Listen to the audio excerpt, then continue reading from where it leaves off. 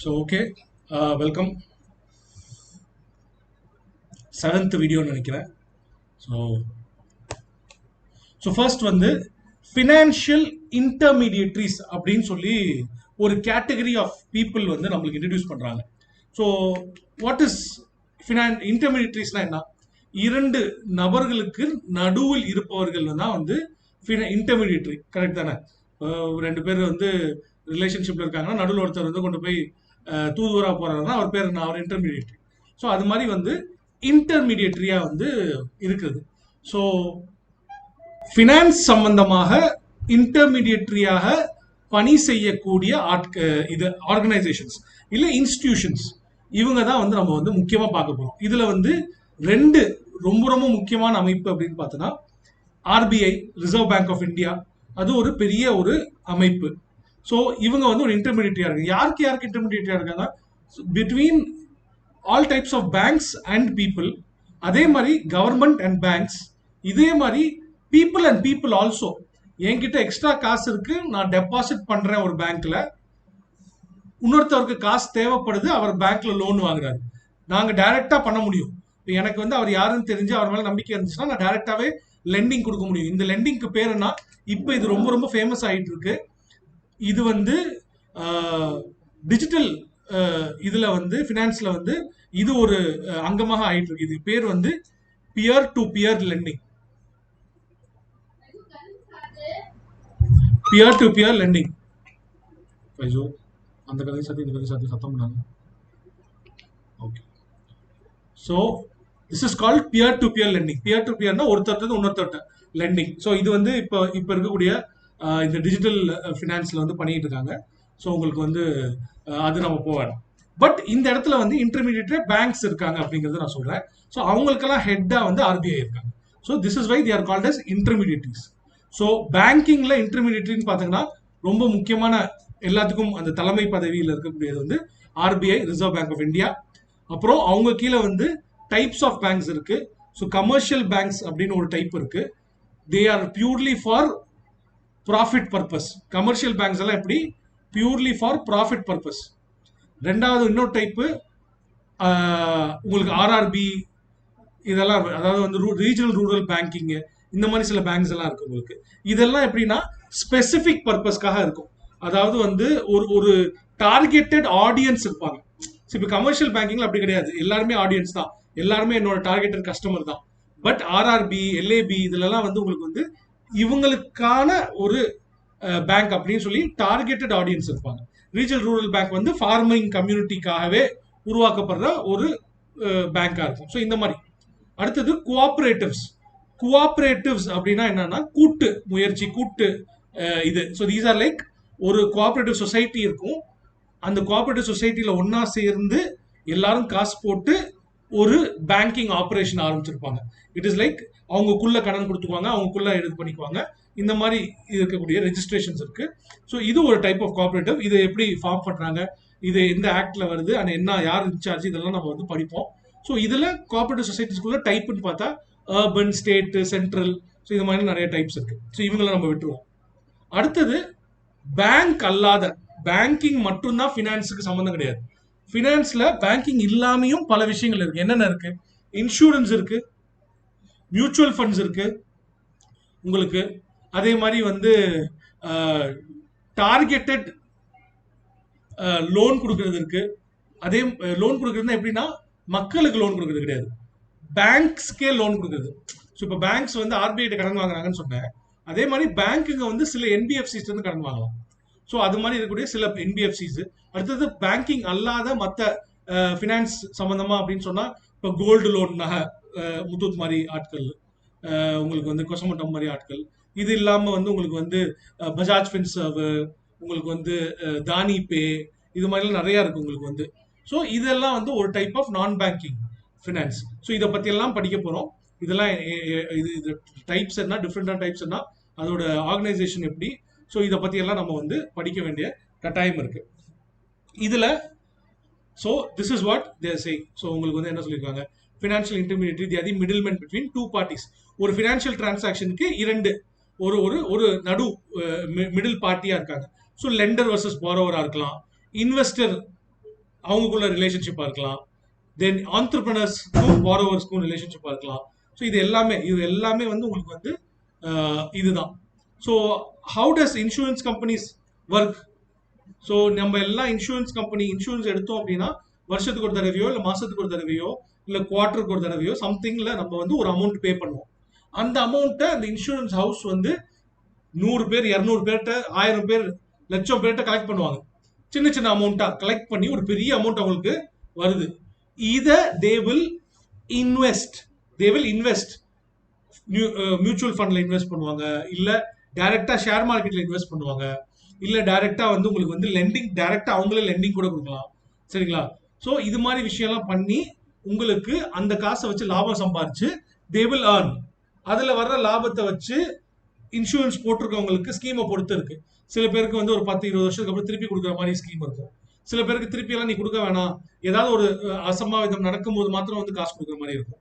So அந்த ஸ்கீமை பொறுத்து they return that money. So இந்த மணியை வச்சு தே மேக் மணி அப்படிங்கிறதுக்காக தான் இருக்கு. ஸோ இந்த இடத்துலயும் தேர் இன்டர்மீடியட். அதனால தான் அவங்க எல்லாம் வந்து நம்ம உள்ள கொண்டு வரோம். சரிங்களா? Right, okay. சரி, இதுல ஃபர்ஸ்ட் வந்து உங்களுக்கு வந்து ஃபார்மல் இன்ஃபார்மல்னு சொல்லி சொல்றாங்க. What is formal, what is informal? இந்த இடத்துல வந்து உங்களுக்கு வந்து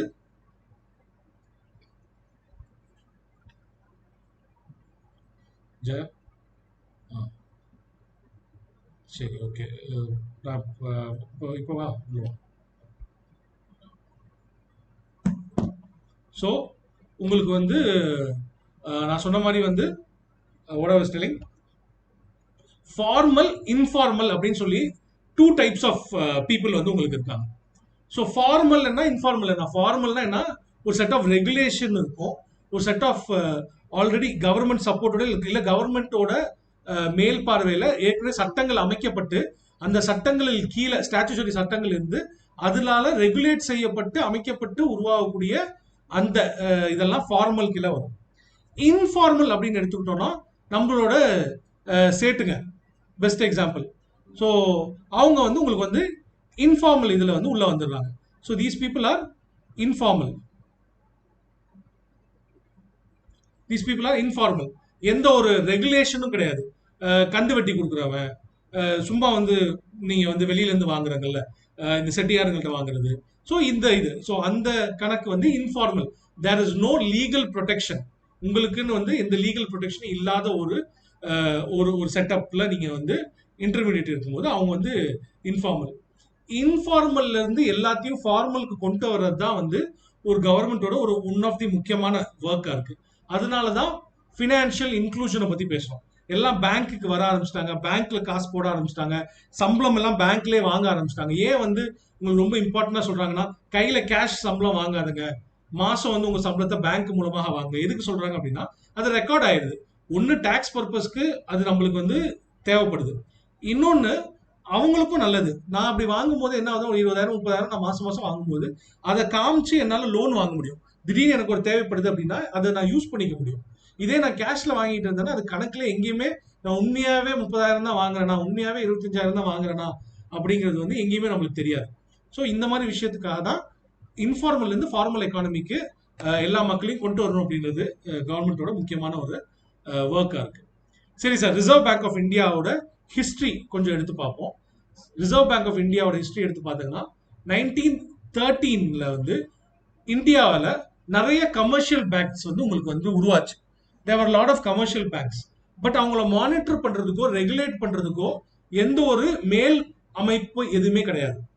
எல்லாமே வந்து ஒரு கம்பெனி மாதிரி. எப்படி வந்து கம்பெனிஸ் ஆக்ட்ல நீங்க சும்மா நாளைக்கே நான் நினைச்சா கூட ஒரு கம்பெனி ஆரம்பிச்சிடலாம், ஒரு அகாடமி ஆரம்பிக்கணும்னா நான் ரெஜிஸ்டர் பண்ணி ஆரம்பிச்சிடலாம். ஸோ அப்படி வந்து சும்மா ஒரு ரெஜிஸ்ட்ரேஷன் மாத்திரம் பண்ணா போதும், அதை வச்சு ஒரு எல்லா பிசினஸ் மாதிரி பேங்கிங்கும் செஞ்சுட்டு இருந்தாங்க 1913 காலகட்டத்தில். 1926 என்ன முடிவு பண்ணாங்க அப்படின்னா, இல்ல சார் நம்ம இதை ஏதாவது ஒரு ரெகுலேஷன் கொண்டு வரணும் அப்படின்றதுக்காக ஒரு கமிட்டி உருவாக்கப்படுது, யங் ஹில்டன் கமிஷன். ஓகேங்களா? ஸோ ஹில்டன் யங் கமிஷன் அப்படின்றது ஒரு கமிஷன். இந்த கமிஷன்ல வந்து உங்களுக்கு வந்து இந்தியன் கரன்சி ருபி அதில் பத்தியெல்லாம் ஸ்டடி பண்ணி பேங்கிங் செக்டரை பத்தியெல்லாம் ஸ்டடி பண்றதுக்காக கமிஷன். இவங்க ரெக்கமெண்டேஷன் கொடுக்குறாங்க என்னன்னா ஆர்பிஐன்னு ஒன்று உருவாக்கணும். ஸோ எப்படி வந்து வேர்ல்டுலேயே வந்து ஃபர்ஸ்ட் சென்ட்ரல் பேங்க் எந்த ஊரோடது? Bank of England. சரிங்களா? வேர்ல்டுலே முதல் சென்ட்ரல் பேங்க் வந்து பேங்க் ஆஃப் இங்கிலாந்து அப்படிங்கிற சென்ட்ரல் பேங்க் வந்து அவங்களோட தான். ஸோ ஒரு கரன்சிக்கு ஒரு சென்ட்ரல் பேங்க், ஒரு நாட்டுக்கு ஒரு சென்ட்ரல் பேங்க் இருக்கணும்ன்ற அந்த கான்செப்ட் கொண்டு வந்ததே வெள்ளைக்காரங்க தான். சொல்லப்போனா வந்து அந்த காரணத்தினால தான் வந்து அவங்களுக்கு வந்து அவங்க நீங்க வந்து மாடர்ன் இந்தியா படிச்சிருப்பீங்க தெரியல. மாடர்ன் இந்தியா படிச்சிருந்தீங்கன்னா the reasons for britisher success than other European கண்ட்ரீஸ்னு ஒரு கொஸ்டின் இருக்கு. அந்த கொஸ்டின் நீங்க ஆன்சரா எழுதிட்டு வரும்போது அதுல கடைசி பாயிண்ட் உங்களுக்கு ஸ்பெக்ட்ரம்ல கொடுத்துருப்பான். என்னன்னா they utilise that market very well அப்படின்ற மாதிரி ஒன்று கொடுத்துருப்பாங்க. அது கீழே உள்ள படிச்சீங்கன்னா தெரிஞ்சிருக்கும் உங்களுக்கு. ரிசர்வ் பேங்க் அங்க வந்து bank of England first central bank உருவாக்குனாங்க. ஸோ பாண்டு மார்க்கெட், ஸோ கடன் பத்திரம் கொடுத்து ஒரு ஒரு நம்ம படிச்சோம்ல, கடன் பத்திரம் எல்லாம் படிச்சோம் பார்த்தீங்களா நம்ம, ஜிசெக் இது மாதிரிலாம். ஸோ அது மாதிரி ஒரு இன்ஸ்ட்ருமெண்ட் எல்லாம் யூஸ் பண்ணி மக்கள்கிட்ட இருந்து கடன் வாங்கி பிசினஸ் நல்லா நடத்துற அளவுக்கு வந்து அந்த அந்த இது வந்து அவங்க வந்து மற்ற யூரோப்பியன் கண்ட்ரிஸ்லாம் இல்லாதப்ப இவங்க செய்ய முடிஞ்சிச்சு. ஏன்னா இவ்வளவு முதலீடு வேணும்ல, இவ்வளவு கப்பல் இந்தியாவுக்கு வந்து போ செலவு இதெல்லாம் லாபம் சம்பாதிச்சாலும் நிறைய செலவு இருந்துச்சு. ஸோ அதுக்கெல்லாம் வந்து they had new different techniques அவங்க கண்டுபிடிச்சிருந்தாங்க. ஸோ அந்த கட்டத்தில் உங்களுக்கு வருது. ஸோ அப்படிப்பட்ட ஒரு கண்ட்ரி வந்து இந்தியாவில் வந்து அமைக்கல. ஸோ அவங்க கண்ட்ரியில் அமைச்சிட்டான். பட் நம்ம ஊருக்கு வந்து நம்ம கரன்சிக்கு ஒரு சென்ட்ரல் பேங்க் அமைக்கல. பட் யங் ஹில்டன் வந்து உங்களுக்கு வந்து ரெக்கமெண்டேஷன் கொடுப்பாரு. என்ன அப்படின்னா இங்கேயும் வந்து தேவை நம்மளுக்கு, நம்ம வந்து ஒரு சென்ட்ரல் பேங்க் அப்படின்னு ஒன்று அமைக்கணும் அப்படின்னு சொல்லி ஒன்று உருவாக்குவதற்காக சொல்லுவாரு. ஸோ 1926 வந்து அவர் அந்த ரெக்கமெண்டேஷன் கொடுக்குறாரு. பட் என்ன நடக்குது 1929ல த கிரேட் டிப்ரெஷன், வேர்ல்டுல ரொம்ப ரொம்ப முக்கியமான ஒரு சம்பவம். நீங்க வேர்ல்டு ஈவெண்ட்ஸ் படிச்சுட்டு வந்தாங்க அப்படின்னா அதுல ரொம்ப ரொம்ப முக்கியமான ஒரு ஈவெண்ட் வந்து 1929ஓட த கிரேட் டிப்ரெஷன். இது வந்து வேர்ல்டு வார் 1க்கு அப்புறம் நடக்குது, வேர்ல்டு வார் 2க்கு முன்னாடி நடக்குது. இது ரெண்டுக்கும் இடைப்பட்ட காலத்துல நடக்குது. ஒரு டிப்ரெஷன்ல போகக்கூடியது அமெரிக்கன் எக்கானமி டிப்ரெஷனுக்குள்ள போகுது சுத்தம். என்ன ஆகுது அப்படின்னா அமெரிக்காவில் இருக்கக்கூடிய எக்கச்சக்க ஷேர் மார்க்கெட் எல்லாம் விழுகுது, பேங்க் எல்லாம் திவால் ஆகுது. அப்ப வேர்ல்டு ஃபுல்லா வந்து பாதிக்கப்படுது. இந்தியாலே என்ன ஆகுது அப்படின்னா 450 பேங்க்கு மேல வந்து இந்தியால திவால் ஆகுறாங்க. See there is no regulator. அப்ப இவங்க இப்ப நான் என்னோட தாத்தாவோ பாட்டனோ பேங்க் ஆரம்பிக்கணும்னு ஆசைப்பட்டிருந்தா ஒரு பேங்க்னு ஒன்று போர்டை போட்டு உட்காந்துட்டு டெபாசிட் பண்ண பணக்காரங்களை எல்லாம் காசு இருக்கவங்க எல்லாம் டெபாசிட் பண்ண சொல்லிட்டு டெபாசிட் பண்ணி வாங்கின காசை நான் லாபம் சம்பாதிக்கணும்ல. So what they did was, அமெரிக்கால ஷேர் மார்க்கெட் இருந்துச்சு, ஓகேவா? அமெரிக்கன் ஷேர் மார்க்கெட்ல இவங்க இன்வெஸ்ட் பண்றாங்க. ஏன்னா ப்ராஃபிட் அதிகமா அங்க கிடைச்சிட்டு இருக்கு அப்படிங்கிற அந்த ஆசைனால அமெரிக்கன் ஷேர் மார்க்கெட்ல இப்ப நான் வந்து என்னோட தாத்தா இன்வெஸ்ட் பண்ணி வச்சிருக்காரு. திடீர்னு என்ன ஆயிடுச்சுன்னா நான் இன்வெஸ்ட் பண்ணதெல்லாம் ஜீரோ ஆயிடுச்சு. அப்ப நான் வச்சிருந்த காசெல்லாம் ஜீரோ. அப்ப என்கிட்ட காசு போட்டவனுக்கெல்லாம் என்ன ப்ரொடெக்ஷன் இருக்கு? இப்ப ஆர்பிஐன்னு ஒண்ணு இருந்துச்சு அப்படின்னா இப்ப ஒரு பேங்க் திவால் ஆகுதா அப்படின்னா விட மாட்டேங்கிறாங்க. எஸ் பேங்க் வந்து திவால் ஆக போச்சு. But they D not allow, bankrupt ஆக போச்சு. தே டி நாட் அலோவ். ஆர்பிஐ வந்து சில இதெல்லாம் போட்டு அந்த பேங்கை வந்து காப்பாத்தி நடத்த ட்ரை பண்ணிட்டு இருக்கு.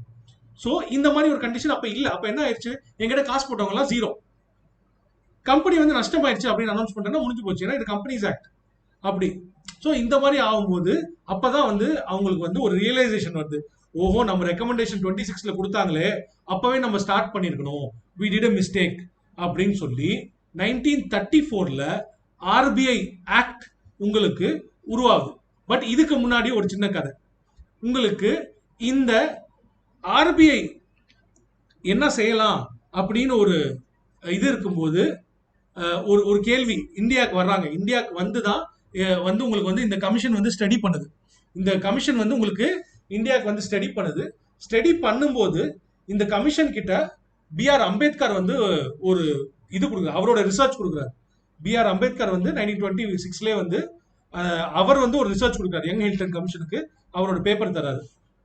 ஸோ இது இந்தியன் ருப்பி பத்தி, I forgot the books name. யாருக்காவது ஞாபகம் இருக்கா? அது ஒரு புக்கு இல்லைன்னா ஒரு அந்த ப்ராஜெக்ட், அந்த ரிப்போர்ட்டோட பேர் ஒன்று இருக்கும், இந்தியன் ருப்பி அப்படின்னு சொல்லிட்டு அதுக்கப்புறம் ஏதோ ஒரு கேப்ஷன் மாதிரி வரும். அந்த ப்ராஜெக்ட், அந்த ரிப்போர்ட்டை வந்து கமிஷன் கிட்ட கொடுப்பாரு. அந்த ரிப்போர்ட்ல தான் அவர் சொல்லியிருப்பாரு என்னன்னா ஆர்பிஐ மாதிரி ஒன்று வைக்கணும், இந்தியாவில் ரிசர்வ் பேங்க் ஆஃப் இந்தியான்னு ஒன்று இருக்கணும், அதுக்கு இந்தந்த பவர்ஸ் இருக்கணும், அதுக்கு வந்து இந்த மாதிரி வந்து நம்ம வந்து பவர்ஸ் கொடுத்து ரெகுலேஷன் விஷயம்லாம் நம்ம நடத்தணும், இப்படிலாம் இருந்தாதான் வந்து கரெக்டா இருக்கும் அப்படின்னு சொல்லி அவர் வந்து ஒரு புக் கொடுப்பார். அந்த புக்கோட அப்படியே ரெக்கமெண்டேஷன் தான் ஹில்டன் யங் கமிஷன் கொடுத்துருப்பாங்க. ஸோ சொல்ல போனா வந்து இது ஒரு கொஸ்டினா கூட கேட்டிருந்தாங்க. எந்த யாரோட ரெக்கமெண்டேஷன் படி வந்து உங்களுக்கு வந்து ஆர்பிஐ உருவாக்கப்பட்டுச்சு அப்படின்னா இவர் தான் நம்மளோட BR Ambedkar. So that is why அதனால தான் பிஆர் அம்பேத்கர் வந்து இந்தியாவின் மிக மிக பெரிய ஒரு ஒரு ஒரு ஒரு பெரிய ஒரு கான்ட்ரிபியூட்டர் அப்படின்னு சொல்லலாம். எந்த எந்த கதை எடுத்துட்டீங்கனாலும் சரி, எந்த ஒரு சைடு பார்த்தாலும் சரி, அந்த எல்லா சைட்லயுமே அவர் கான்ட்ரிபியூட் பண்ணியிருப்பார். BR Ambedkar the most intellectual Indian at that time. அதுல வந்து எந்த டவுட்டுமே கிடையாது. அதுல சுத்தமா டவுட்டே கிடையாது. ஜவஹர்லால் நேரு வந்து படிக்க போய் ட்ரை பண்றாரு. அந்த கோர்ஸ் வந்து முடிக்க முடியல லண்டன்ல. நம்ம இவர் காந்தி போய் வந்து அந்த லா கோர்ஸ் படிக்கிறாரு. அதுல வந்து அவர் வந்து 3 வருஷமும் என்னமோ எடுக்கிறாரு அது கம்ப்ளீட் பண்றதுக்கு. பிஆர் அம்பேத்கர் போறாரு, வெறும் 10 மாசத்துலயும் 11 மாசத்துலயும் அதை முடிச்சுட்டு அடுத்த லெவலுக்கு போயிடாரு, அடுத்த ஸ்டேஜுக்கு போறாரு. அவர் கொலம்பியா யூனிவர்சிட்டியில டாக்டரேட் வாங்குறாரு. இப்போ வரைக்குமே வந்து உங்களுக்கு கொலம்பியா யூனிவர்சிட்டியால வேர்ல்ட்லேயே one of the most intellectual person உங்களுக்கு வந்து பட்டம் கொடுத்தவர் பிஆர் அம்பேத்கர். அவரை வந்து நம்ம ஒரு ஜாதி தலைவர் ஆக்குனது தான் நம்மளோட மிக மிக பெரிய ஒரு அழிவு அண்ட் நம்மளோட மிஸ்டேக் அப்படின்றது நான் நினைக்கிறேன். ஸோ நம்மளோட ஃபேக்சுவலா நம்மளுக்கு இந்த இதுலயும் வந்து இது இம்பார்ட்டன்ட். ஓகேங்களா? ஸோ இது இம்பார்ட்டன்ட். ஜி சொல்லுங்க ஜி. உள்ள வாங்க.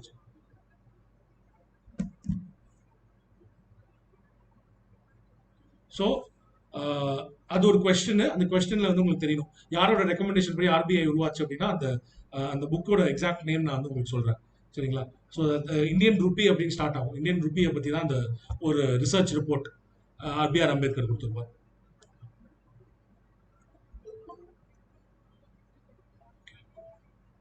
ஸோ இது அடுத்தது. ஸோ நம்மளுக்கு 1929 ஒரு பெரிய சிக்கலாச்சு. உடனே 34 உங்களுக்கு வந்து reserve bank of India act அப்படின்னு சொல்லி உருவாக்கி அந்த ஆக்ட் படி வந்து ஆர்பிஐ அப்படின்னு சொல்லி ஒன்று உருவாக்குறாங்க 1934. ஸோ 35. ஸோ நம்மளுக்கு தெரியும் எப்பவுமே ஃபினான்ஷியல் இயர் எப்போ ஆரம்பிப்பாங்க உங்களுக்கு 1st of April.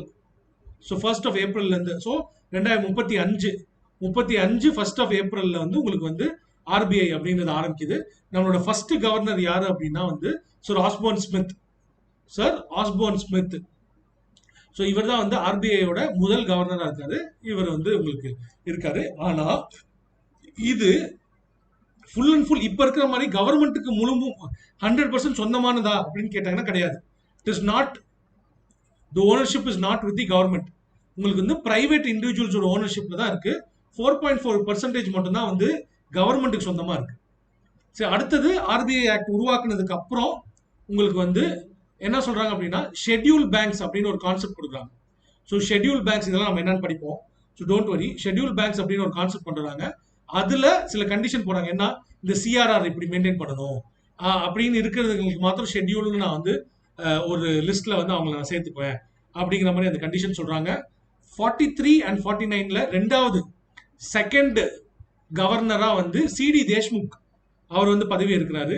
CD Deshmukh தான் first Indian governor for RBI. சரிங்களா?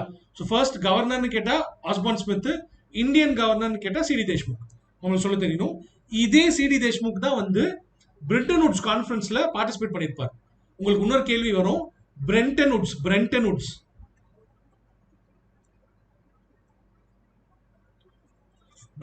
கான்ஃபரன்ஸ்ன்றது வந்து உங்களுக்கு அமெரிக்கால நடந்த ஒரு கான்ஃபரன்ஸ்.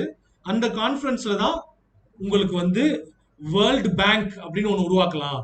அதே மாதிரி இன்டர்நேஷனல் மானிட்டரி ஃபண்ட்னு ஒன்று உருவாக்கலாம்.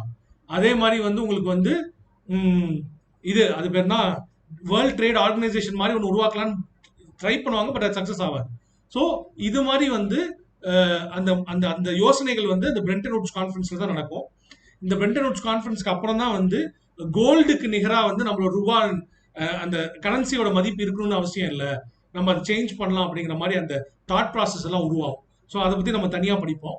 அந்த பிரெண்டன் உட் கான்ஃபரன்ஸ்ல யார் பங்கேற்றாங்க இந்தியா சார்பாக அப்படின்னு கேட்டாங்கன்னா இதே சிடி தேஷ்முக் அவர் ஆர்பிஐ கவர்னரா இருக்கும் போதே அவர் போய் பார்ட்டிசிபேட் பண்ணியிருப்பாரு. ஸோ இது வந்து ஆடட் இன்ஃபர்மேஷன் நீங்க இந்த இடத்துல சேர்த்துக்கணும். So second governor, first Indian governor and Indian participant in Brendan woods conference. சரிங்க. இது அடுத்தது நம்மளுக்கு ஃப்ரீடம் கிடைக்குது. ஸோ நம்மளுக்கு வந்து ஃப்ரீடம் கிடைக்குது. ஃப்ரீடம் கிடைச்சோன்னே நம்ம கவர்மெண்ட், இந்தியன் கவர்மெண்ட் என்ன முடிவு பண்ணுது அப்படின்னா இதுக்கு மேல ஆர்பிஐ வந்து ஒரு பிரைவேட் கம்பெனி மாதிரி, ஒரு பிரைவேட் பேங்க் மாதிரி இருக்கக்கூடாது. அது சென்ட்ரல் பேங்க் அப்படின்னா 100% கவர்மெண்ட்டுக்கு சொந்தமா தான் நம்மளோட சென்ட்ரல் பேங்க் இருக்கணும் அப்படின்னு ஒரு முடிவு பண்றாங்க. முடிவு பண்ணிட்டு என்ன பண்றாங்க அப்படின்னா, உங்களுக்கு அந்த ஷேர் எல்லாத்தையும் வாங்கிடுறாங்க. வாங்கிட்டு உங்களுக்கு வந்து ஃபுல் அண்ட் ஃபுல் இந்தியன் இதா வந்து மாத்திடுறாங்க. சரிங்களா? இந்தியன் கம்பெனியா உங்களுக்கு மாத்திடுறாங்க. 1949ல பேங்கிங் ரெகுலேஷன் ஆக்ட். ஸோ முக்கியமான 2 ஆக்ட்ல, ஒன்னு ஆர்பிஐ ஆக்ட், ஒன்னு banking regulation act. RBI act எப்போ வருது உங்களுக்கு? ஆர்பிஐ உருவாக்கும் போதே வந்துருது 1934. உங்களுக்கு அது ரெகுலேஷன் ஆக்ட், அதுக்கு பவர்ஸ் கொடுக்கறது, ரெகுலேட் பண்றதுக்கான எல்லா இதுவும் வந்து 1949 ஆக்ட்ல வந்து உங்களுக்கு கொடுக்கப்படுது. ஸோ இதுதான் வந்து உங்களுக்கு இருக்கு. இதுல தான் எஸ்எல்ஆர்ன்ற கான்செப்ட் வந்து, சிஆர்ஆர் எஸ்எல்ஆர் கான்செப்ட் படிக்கும் போது பார்த்துருப்போம். சிஆர்ஆர் வந்து பேங்கிங் ஆர்பிஐ ஆக்ட்லேயே வந்துடும் அப்படின்னு சொல்லுவோம். எஸ்எல்ஆர் வந்து பேங்கிங் ரெகுலேஷன் ஆக்ட்ல தான் வந்துச்சு அப்படின்னு சொல்லி நம்ம படிக்கிறோம். ஸோ இதெல்லாம் வந்து இந்த இதுல வந்து உள்ள வந்துருது ஞாபகம். தென் இன்ட்ரெஸ்ட் ஆஃப் டெபாசிட்டர்ஸ் வந்து நம்ம பாதுகாக்கணும், நம்பி காசு போடுறவங்கள பேங்க் வந்து திவால் ஆகாம நம்ம பார்த்துக்கணும் அப்படிங்கிற மாதிரி இதெல்லாம் இங்க இருந்தா எடுத்துச்சு. அதே மாதிரி ஒரு பேங்கை வந்து க்ளோஸ் பண்றது, ஒரு 2 பேங்குங்களை ஒன்னா மர்ஜர் பண்றது, இது எல்லாத்துக்குமான அதிகாரம் எங்க இருந்து கிடையாது. நிறைய மர்ஜர் இப்ப நடக்குது. அப்படியெல்லாம் மர்ஜர் நடக்கும்போது உங்களுக்கு சிண்டிகேட் பேங்க்கும் கனரா பேங்க்கையும் சேர்த்தாங்க. இந்த மாதிரி நிறைய நடந்துகிட்டு இருக்கு. அப்ப இந்த மர்ஜர் பண்றதுக்கான அதிகாரம் ஆர்பிஐக்கு யார் கொடுத்தான்னு கேட்கலாம். கேட்டாங்கன்னா உங்களுக்கு வந்து தெரியும், ஆர்பிஐ ஆக்ட் கிடையாது. ஆர்பிஐ ஆக்ட் கிடையாது. உங்களுக்கு பேங்கிங் ரெகுலேஷன் ஆக்ட்ல தான் இதுக்கான அதிகாரம் வந்து கொடுக்கப்பட்டிருக்கு. சரிங்களா? சரியா? ரைட். இதெல்லாம் வந்து உங்களுக்கு வந்து சொல்லப்பட்டிருக்கு. சரி, ஆர்பிஐக்குள்ள how does RBI function? How does RBI function? ஆர்பிஐயோட ஹெட் குவார்டர்ஸ் எங்க இருக்கு?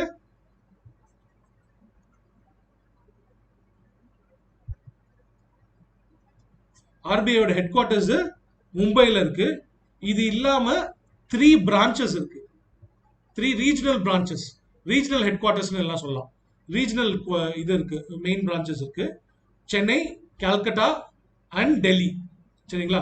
ஸோ சென்னை, கல்கட்டா, டெல்லி, பாம்பே, இதுதான் வந்து ஆர்பிஐ டைரக்டா இருக்கக்கூடிய ஆபீஸ்கள். 4 ஆபீஸ் வந்து உங்களுக்கு இந்தியாவோட 4 மூலைகள்லயும் வந்து உங்களுக்கு இருக்கக்கூடியதா இருக்கு. ஒவ்வொரு இதுலயும் வந்து உங்களுக்கு வந்து ஒரு டைரக்டர் இருப்பார். ஒரு ஒரு ரீஜனுக்கும் ஒரு டெபுட்டி டைரக்டர் இருப்பார். சரிங்களா? ஒரு டைரக்டர் இருப்பார். சாரி, டெபுட்டி டைரக்டர் இல்ல, ஒரு டைரக்டர் இருப்பார். ஸோ அதான் ஈஸ்ட், வெஸ்ட், நார்த், சவுத்துக்கு 4 டைரக்டர் இருப்பார். அடுத்தது உங்களுக்கு வந்து ஃபர்ஸ்ட் வந்து உங்களுக்கு வந்து ஆர்பிஐல வந்து அந்த டைரக்டர்ஸ் பாடின்னு ஒன்று இருக்குல்ல. இப்போ நார்மலி ஒரு கம்பெனி இருக்கு அப்படின்னா அந்த கம்பெனியோட முடிவுகள் எல்லாமே எடுக்கக்கூடிய அந்த பவர்ஸ் வந்து யார்கிட்ட இருக்கு? ஒரு அந்த அந்த போர்ட் ஆஃப் கண்ட்ரோல் அப்படின்னு சொல்லக்கூடிய அந்த போர்டு, அந்த அந்த போர்டு தான் இருக்கு. அந்த போர்ட் ஆஃப் டைரக்டர்ஸ் இருக்கு. ஸோ அந்த போர்ட் ஆஃப் டைரக்டர்ஸ் இருக்கிற மாதிரி ஆர்பிஐயோட போர்ட் ஆஃப் டைரக்டர்ஸ் ஃபுல்லா யாருன்னு பார்த்தா 2 விதமா நீங்க பிரிக்கலாம். ஒன்னு அபிஷியல், ஒன்னு நான் அபிஷியல். அபிஷியல்னா ஆர்பிஐ கிட்ட ஒர்க் பண்றவங்கன்னு அர்த்தம். ஸோ அபிஷியல் யாரு? ஆர்பிஐ கவர்னர் தான் சேர்பர்சன். அடுத்தது டெபுட்டி கவர்னர், 4 கவர்னர் இருப்பாங்க. ஸோ 4 டெபுட்டி கவர்னர்ஸ் இருப்பாங்க. நான் அபிஷியல் டைரக்டர்ஸ் பார்த்துட்டீங்கன்னா கவர்மெண்ட் சைட்ல இருந்து 2 பேர் இருப்பாங்க. ஏன்னா கவர்மெண்ட் தான் ஓனர். ஆர்பிஐயோட ஓனர் யார்? கவர்மெண்ட் தான். ஸோ அவங்க சார்பாக 2 பேர் இருப்பாங்க. இது இல்லாம 10 டைரக்டருங்க வந்து கவர்மெண்டால நியமிக்கப்பட்டிருப்பாங்க. சரியா? இந்த இதுல தான் ஒருத்தர் தமிழ்நாட்டுல இருந்து ஒருத்தர் இருக்காரு இந்த போஸ்ட்ல. ஒன் ஆஃப் தி டைரக்டரா இருக்காரு கவர்மெண்ட் சார்பா ஆர்பிஐல. யாருன்னு தெரியுமா?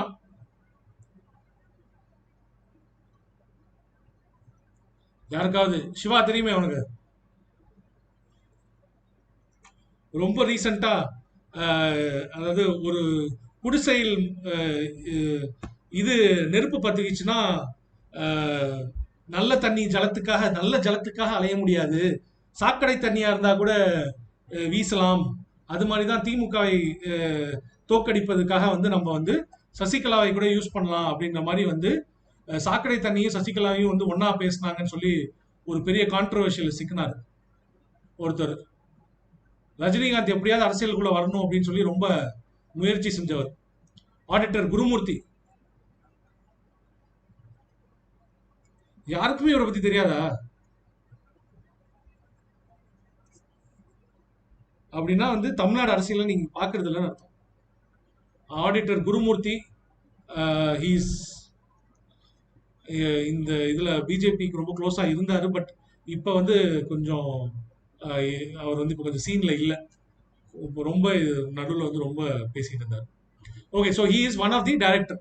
ஸோ இந்த மாதிரி வந்து கவர்மெண்டால வந்து நியமிக்கப்படுற ஒரு 10 டைரக்டர் இருப்பாங்க. ஸோ இதெல்லாம் வந்து உங்களுக்கு just you should know information, ஃபேக்சுவலா உங்களுக்கு சில இன்ஃபர்மேஷன் தெரியணும்ன்றதுக்கா இதெல்லாம். சரிங்களா? அடுத்தது ஆர்பிஐ கவர்னர் இப்ப யார் இருக்காருன்னா சசிகாந்த் தாஸ்.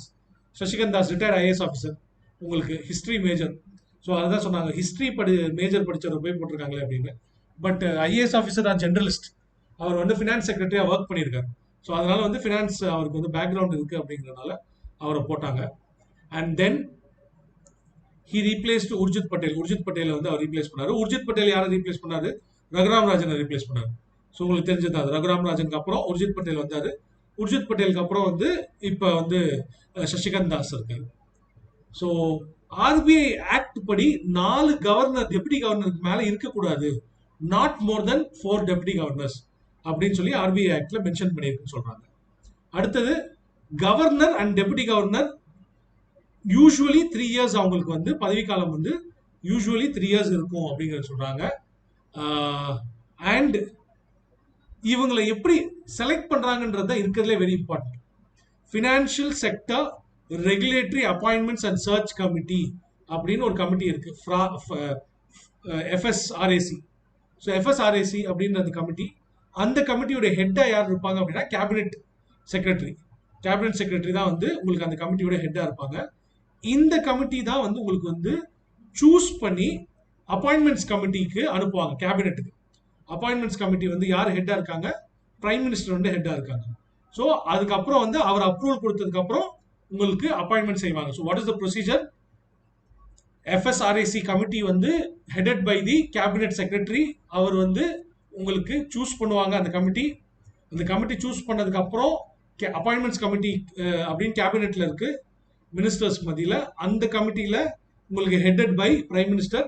அந்த கமிட்டி உங்களுக்கு அப்ரூவல் கொடுத்ததுக்கு அப்புறம் அவர் கவர்னரா வந்து நியமிக்கப்படுவார் ஆர்பிஐல. So this is very important.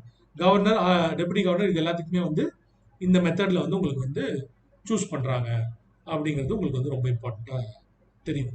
சரிங்களா? ஏன்னா ஏற்கனவே கேட்டிருக்காங்க, பேங்க்ஸோட, பப்ளிக் செக்டர் பேங்க்ஸோட சேர்பர்சன் எப்படி சூஸ் பண்றாங்கன்றது கேட்டிருக்காங்க. Banks bureau of board of bureau, banks board bureau, அவங்க தான் வந்து சூஸ் பண்றாங்கன்றது ஆன்சரு. ஸோ அது மாதிரி வந்து வேற ஏதாவது வித்தியாசமா கேட்கணும்னா இதை கேட்கலாம். ஓகே, சரி, நான் சொன்ன மாதிரி 4 ரீஜனல் ஆஃபீஸஸ் இருக்கு உங்களுக்கு. டெல்லி, கொல்கட்டா, சென்னை, மும்பை 4 ரீஜனல் ஆஃபீஸஸ் இருக்கு. அவங்களுக்குள்ளேயே நிறைய டிபார்ட்மெண்ட்ஸ் இருக்காங்க. ஏன்னா நிறைய பேர் அவங்க பார்த்துக்க வேண்டியது இருக்கு. பேங்க் அவங்க பார்த்துக்க வேண்டியது இருக்கு. ஸோ பேங்க்ஸ்க்கு ஒரு டிபார்ட்மெண்ட் இருக்காங்க. நான் பேங்கிங் ஃபினான்ஷியல் கம்பெனிஸை பார்த்துக்க வேண்டிய, ரெகுலேட் பண்ண வேண்டிய ஒரு கம்பெனிஸ் இருக்கு. பேமெண்ட் சிஸ்டம்ஸ் இப்போ இருக்குல்ல, என்பிசிஐயோட பேமெண்ட் சிஸ்டம்ஸ், இப்போ இருக்கக்கூடிய நம்மளோட ஏர்டெல் பே, வாலெட்டுங்க, இதெல்லாம் இருக்குல்ல. ஸோ அந்த மாதிரி விஷயங்கள் எல்லாம் வந்து உங்களுக்கு மெயின்டைன் பண்ணுறதுக்கு பேமெண்ட் சிஸ்டம்ஸ். தென் ஃபாரின் எக்ஸ்சேஞ்ச் மேனேஜ்மெண்ட் வந்து ஆர்பிஐயோட ரொம்ப ரொம்ப முக்கியமான ஒரு ஒர்க்கு. சரிங்களா? ஆர்பிஐயோட ஒரு ரொம்ப ரொம்ப ஒரு வெரி இம்பார்ட்டண்ட்டான ஒரு ஒர்க் வந்து ஃபாரின் எக்ஸ்சேஞ்ச் மேனேஜ்மெண்ட். சரிங்களா? ஸோ ஃபாரின் எக்ஸ்சேஞ்ச் மேனேஜ்மெண்ட் அவங்க மெயின்டைன் பண்றதுனால தான் ஃபாரின் எக்ஸ்சேஞ்ச் ரிசர்வ், இல்லைன்னா ஃபாரெக்ஸ்னு சொல்லுவாங்க. இந்த ஃபாரெக்ஸ் மணியை வந்து அவங்க வந்து மெயின்டைன் பண்றதுனால தான் இந்தியாவின் ருப்பியின் மதிப்பு, டாலருக்கு நிகரான இந்தியாவின் ரூபாயின் மதிப்புன்னு சொல்றோம்ல, இது வந்து உங்களுக்கு வந்து முடிவு செய்யப்படுது. இது உங்களுக்கு வந்து மெயின்டைன் பண்றாங்க. அதே மாதிரி நம்மளோட ஃபாரின் எக்ஸ்போர்ட்டா இருக்கட்டும், இம்போர்ட்டா இருக்கட்டும், இதெல்லாம் ஸ்மூத்தா நடக்கணும் அப்படின்னா இதை வந்து ப்ராப்பரா உங்களுக்கு மெயின்டைன் பண்ணிட்டு வரணும். ஸோ எவ்வளோ நம்மளுக்கு தேவை இருக்கும் அப்படின்றதெல்லாம் அவங்க கணிச்சு அதை விட அதிகமாக வந்து உங்களுக்கு வந்து அதை வந்து மெயின்டைன் பண்ணிட்டு வரணும். சரிங்களா? ஸோ இந்த காரணத்துக்காக தான் வந்து உங்களுக்கு வந்து இதுவும் வந்து ஆர்பிஐயோட ஒரு முக்கியமான ஒர்க். நாளைக்கு உங்களுக்கு ஆர்பிஐயோட ஃபங்க்ஷன்ஸ் கேட்டாங்க அப்படின்னா you should be able to tell the functions. சரிங்களா? ஓகே. தென் ப்ரீவியஸ்லி உங்களுக்கு வந்து அந்த இண்டிவிஜுவல் அதெல்லாம் மாத்திட்டாங்க. ஸோ என்ஃபோர்ஸ்மெண்ட் டிபார்ட்மெண்ட் அப்படின்னு சொல்லி ஆர்பிஐல ஒரு என்ஃபோர்ஸ்மெண்ட் டிபார்ட்மெண்ட் அப்படின்னு ஒன்று இருக்கு. சரி, இந்த இடத்துல உங்களுக்கு குழப்பம். என்ஃபோர்ஸ்மெண்ட் டிபார்ட்மெண்ட்னு ஃபினான்ஸ் மினிஸ்ட்ரியில ஒரு டிபார்ட்மெண்ட் இருக்கு.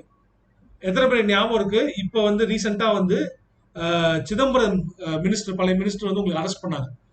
இடி டிபார்ட்மெண்ட், என்ஃபோர்ஸ்மெண்ட் டைரக்டரேட் தான் அனௌன்ஸ் பண்ணாங்க அப்படிங்கிறது சொல்லுவாங்க. அது பேர் வந்து என்ஃபோர்ஸ்மெண்ட் டைரக்டரேட்.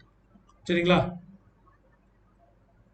என்ஃபோர்ஸ்மெண்ட் டைரக்டரேட் இது வந்து ஃபினான்ஸ் மினிஸ்ட்ரி. சரிங்களா? ஃபினான்ஸ் மினிஸ்ட்ரி கீழே வரக்கூடியது என்ஃபோர்ஸ்மெண்ட் டைரக்டரேட். அதே வந்து உங்களுக்கு வந்து ஆர்பிஐல வர்றது வந்து என்போர்ஸ்மெண்ட் டிபார்ட்மெண்ட். ஓகேவா? ஸோ இது ரெண்டுக்குமான டிஃபரன்ஸ் இருக்கு. ஸோ என்போர்ஸ்மெண்ட் டைரக்டரேட் உங்களுக்கு சொல்லியிருக்காங்க, it is different from it. அது வந்து ஃபெமா ஆக்ட் பாக்குது. Foreign exchange management and money laundering இந்த ரெண்டு விஷயத்தையும் வந்து அவங்க பாத்துக்கிறாங்க. வெளிநாட்டு கரன்சில வந்து அதுல வந்து அசெட்ஸ் நீங்க வந்து டிக்ளேர் பண்ணாவே வெளிநாட்டுல சொத்து வச்சிருக்கீங்க.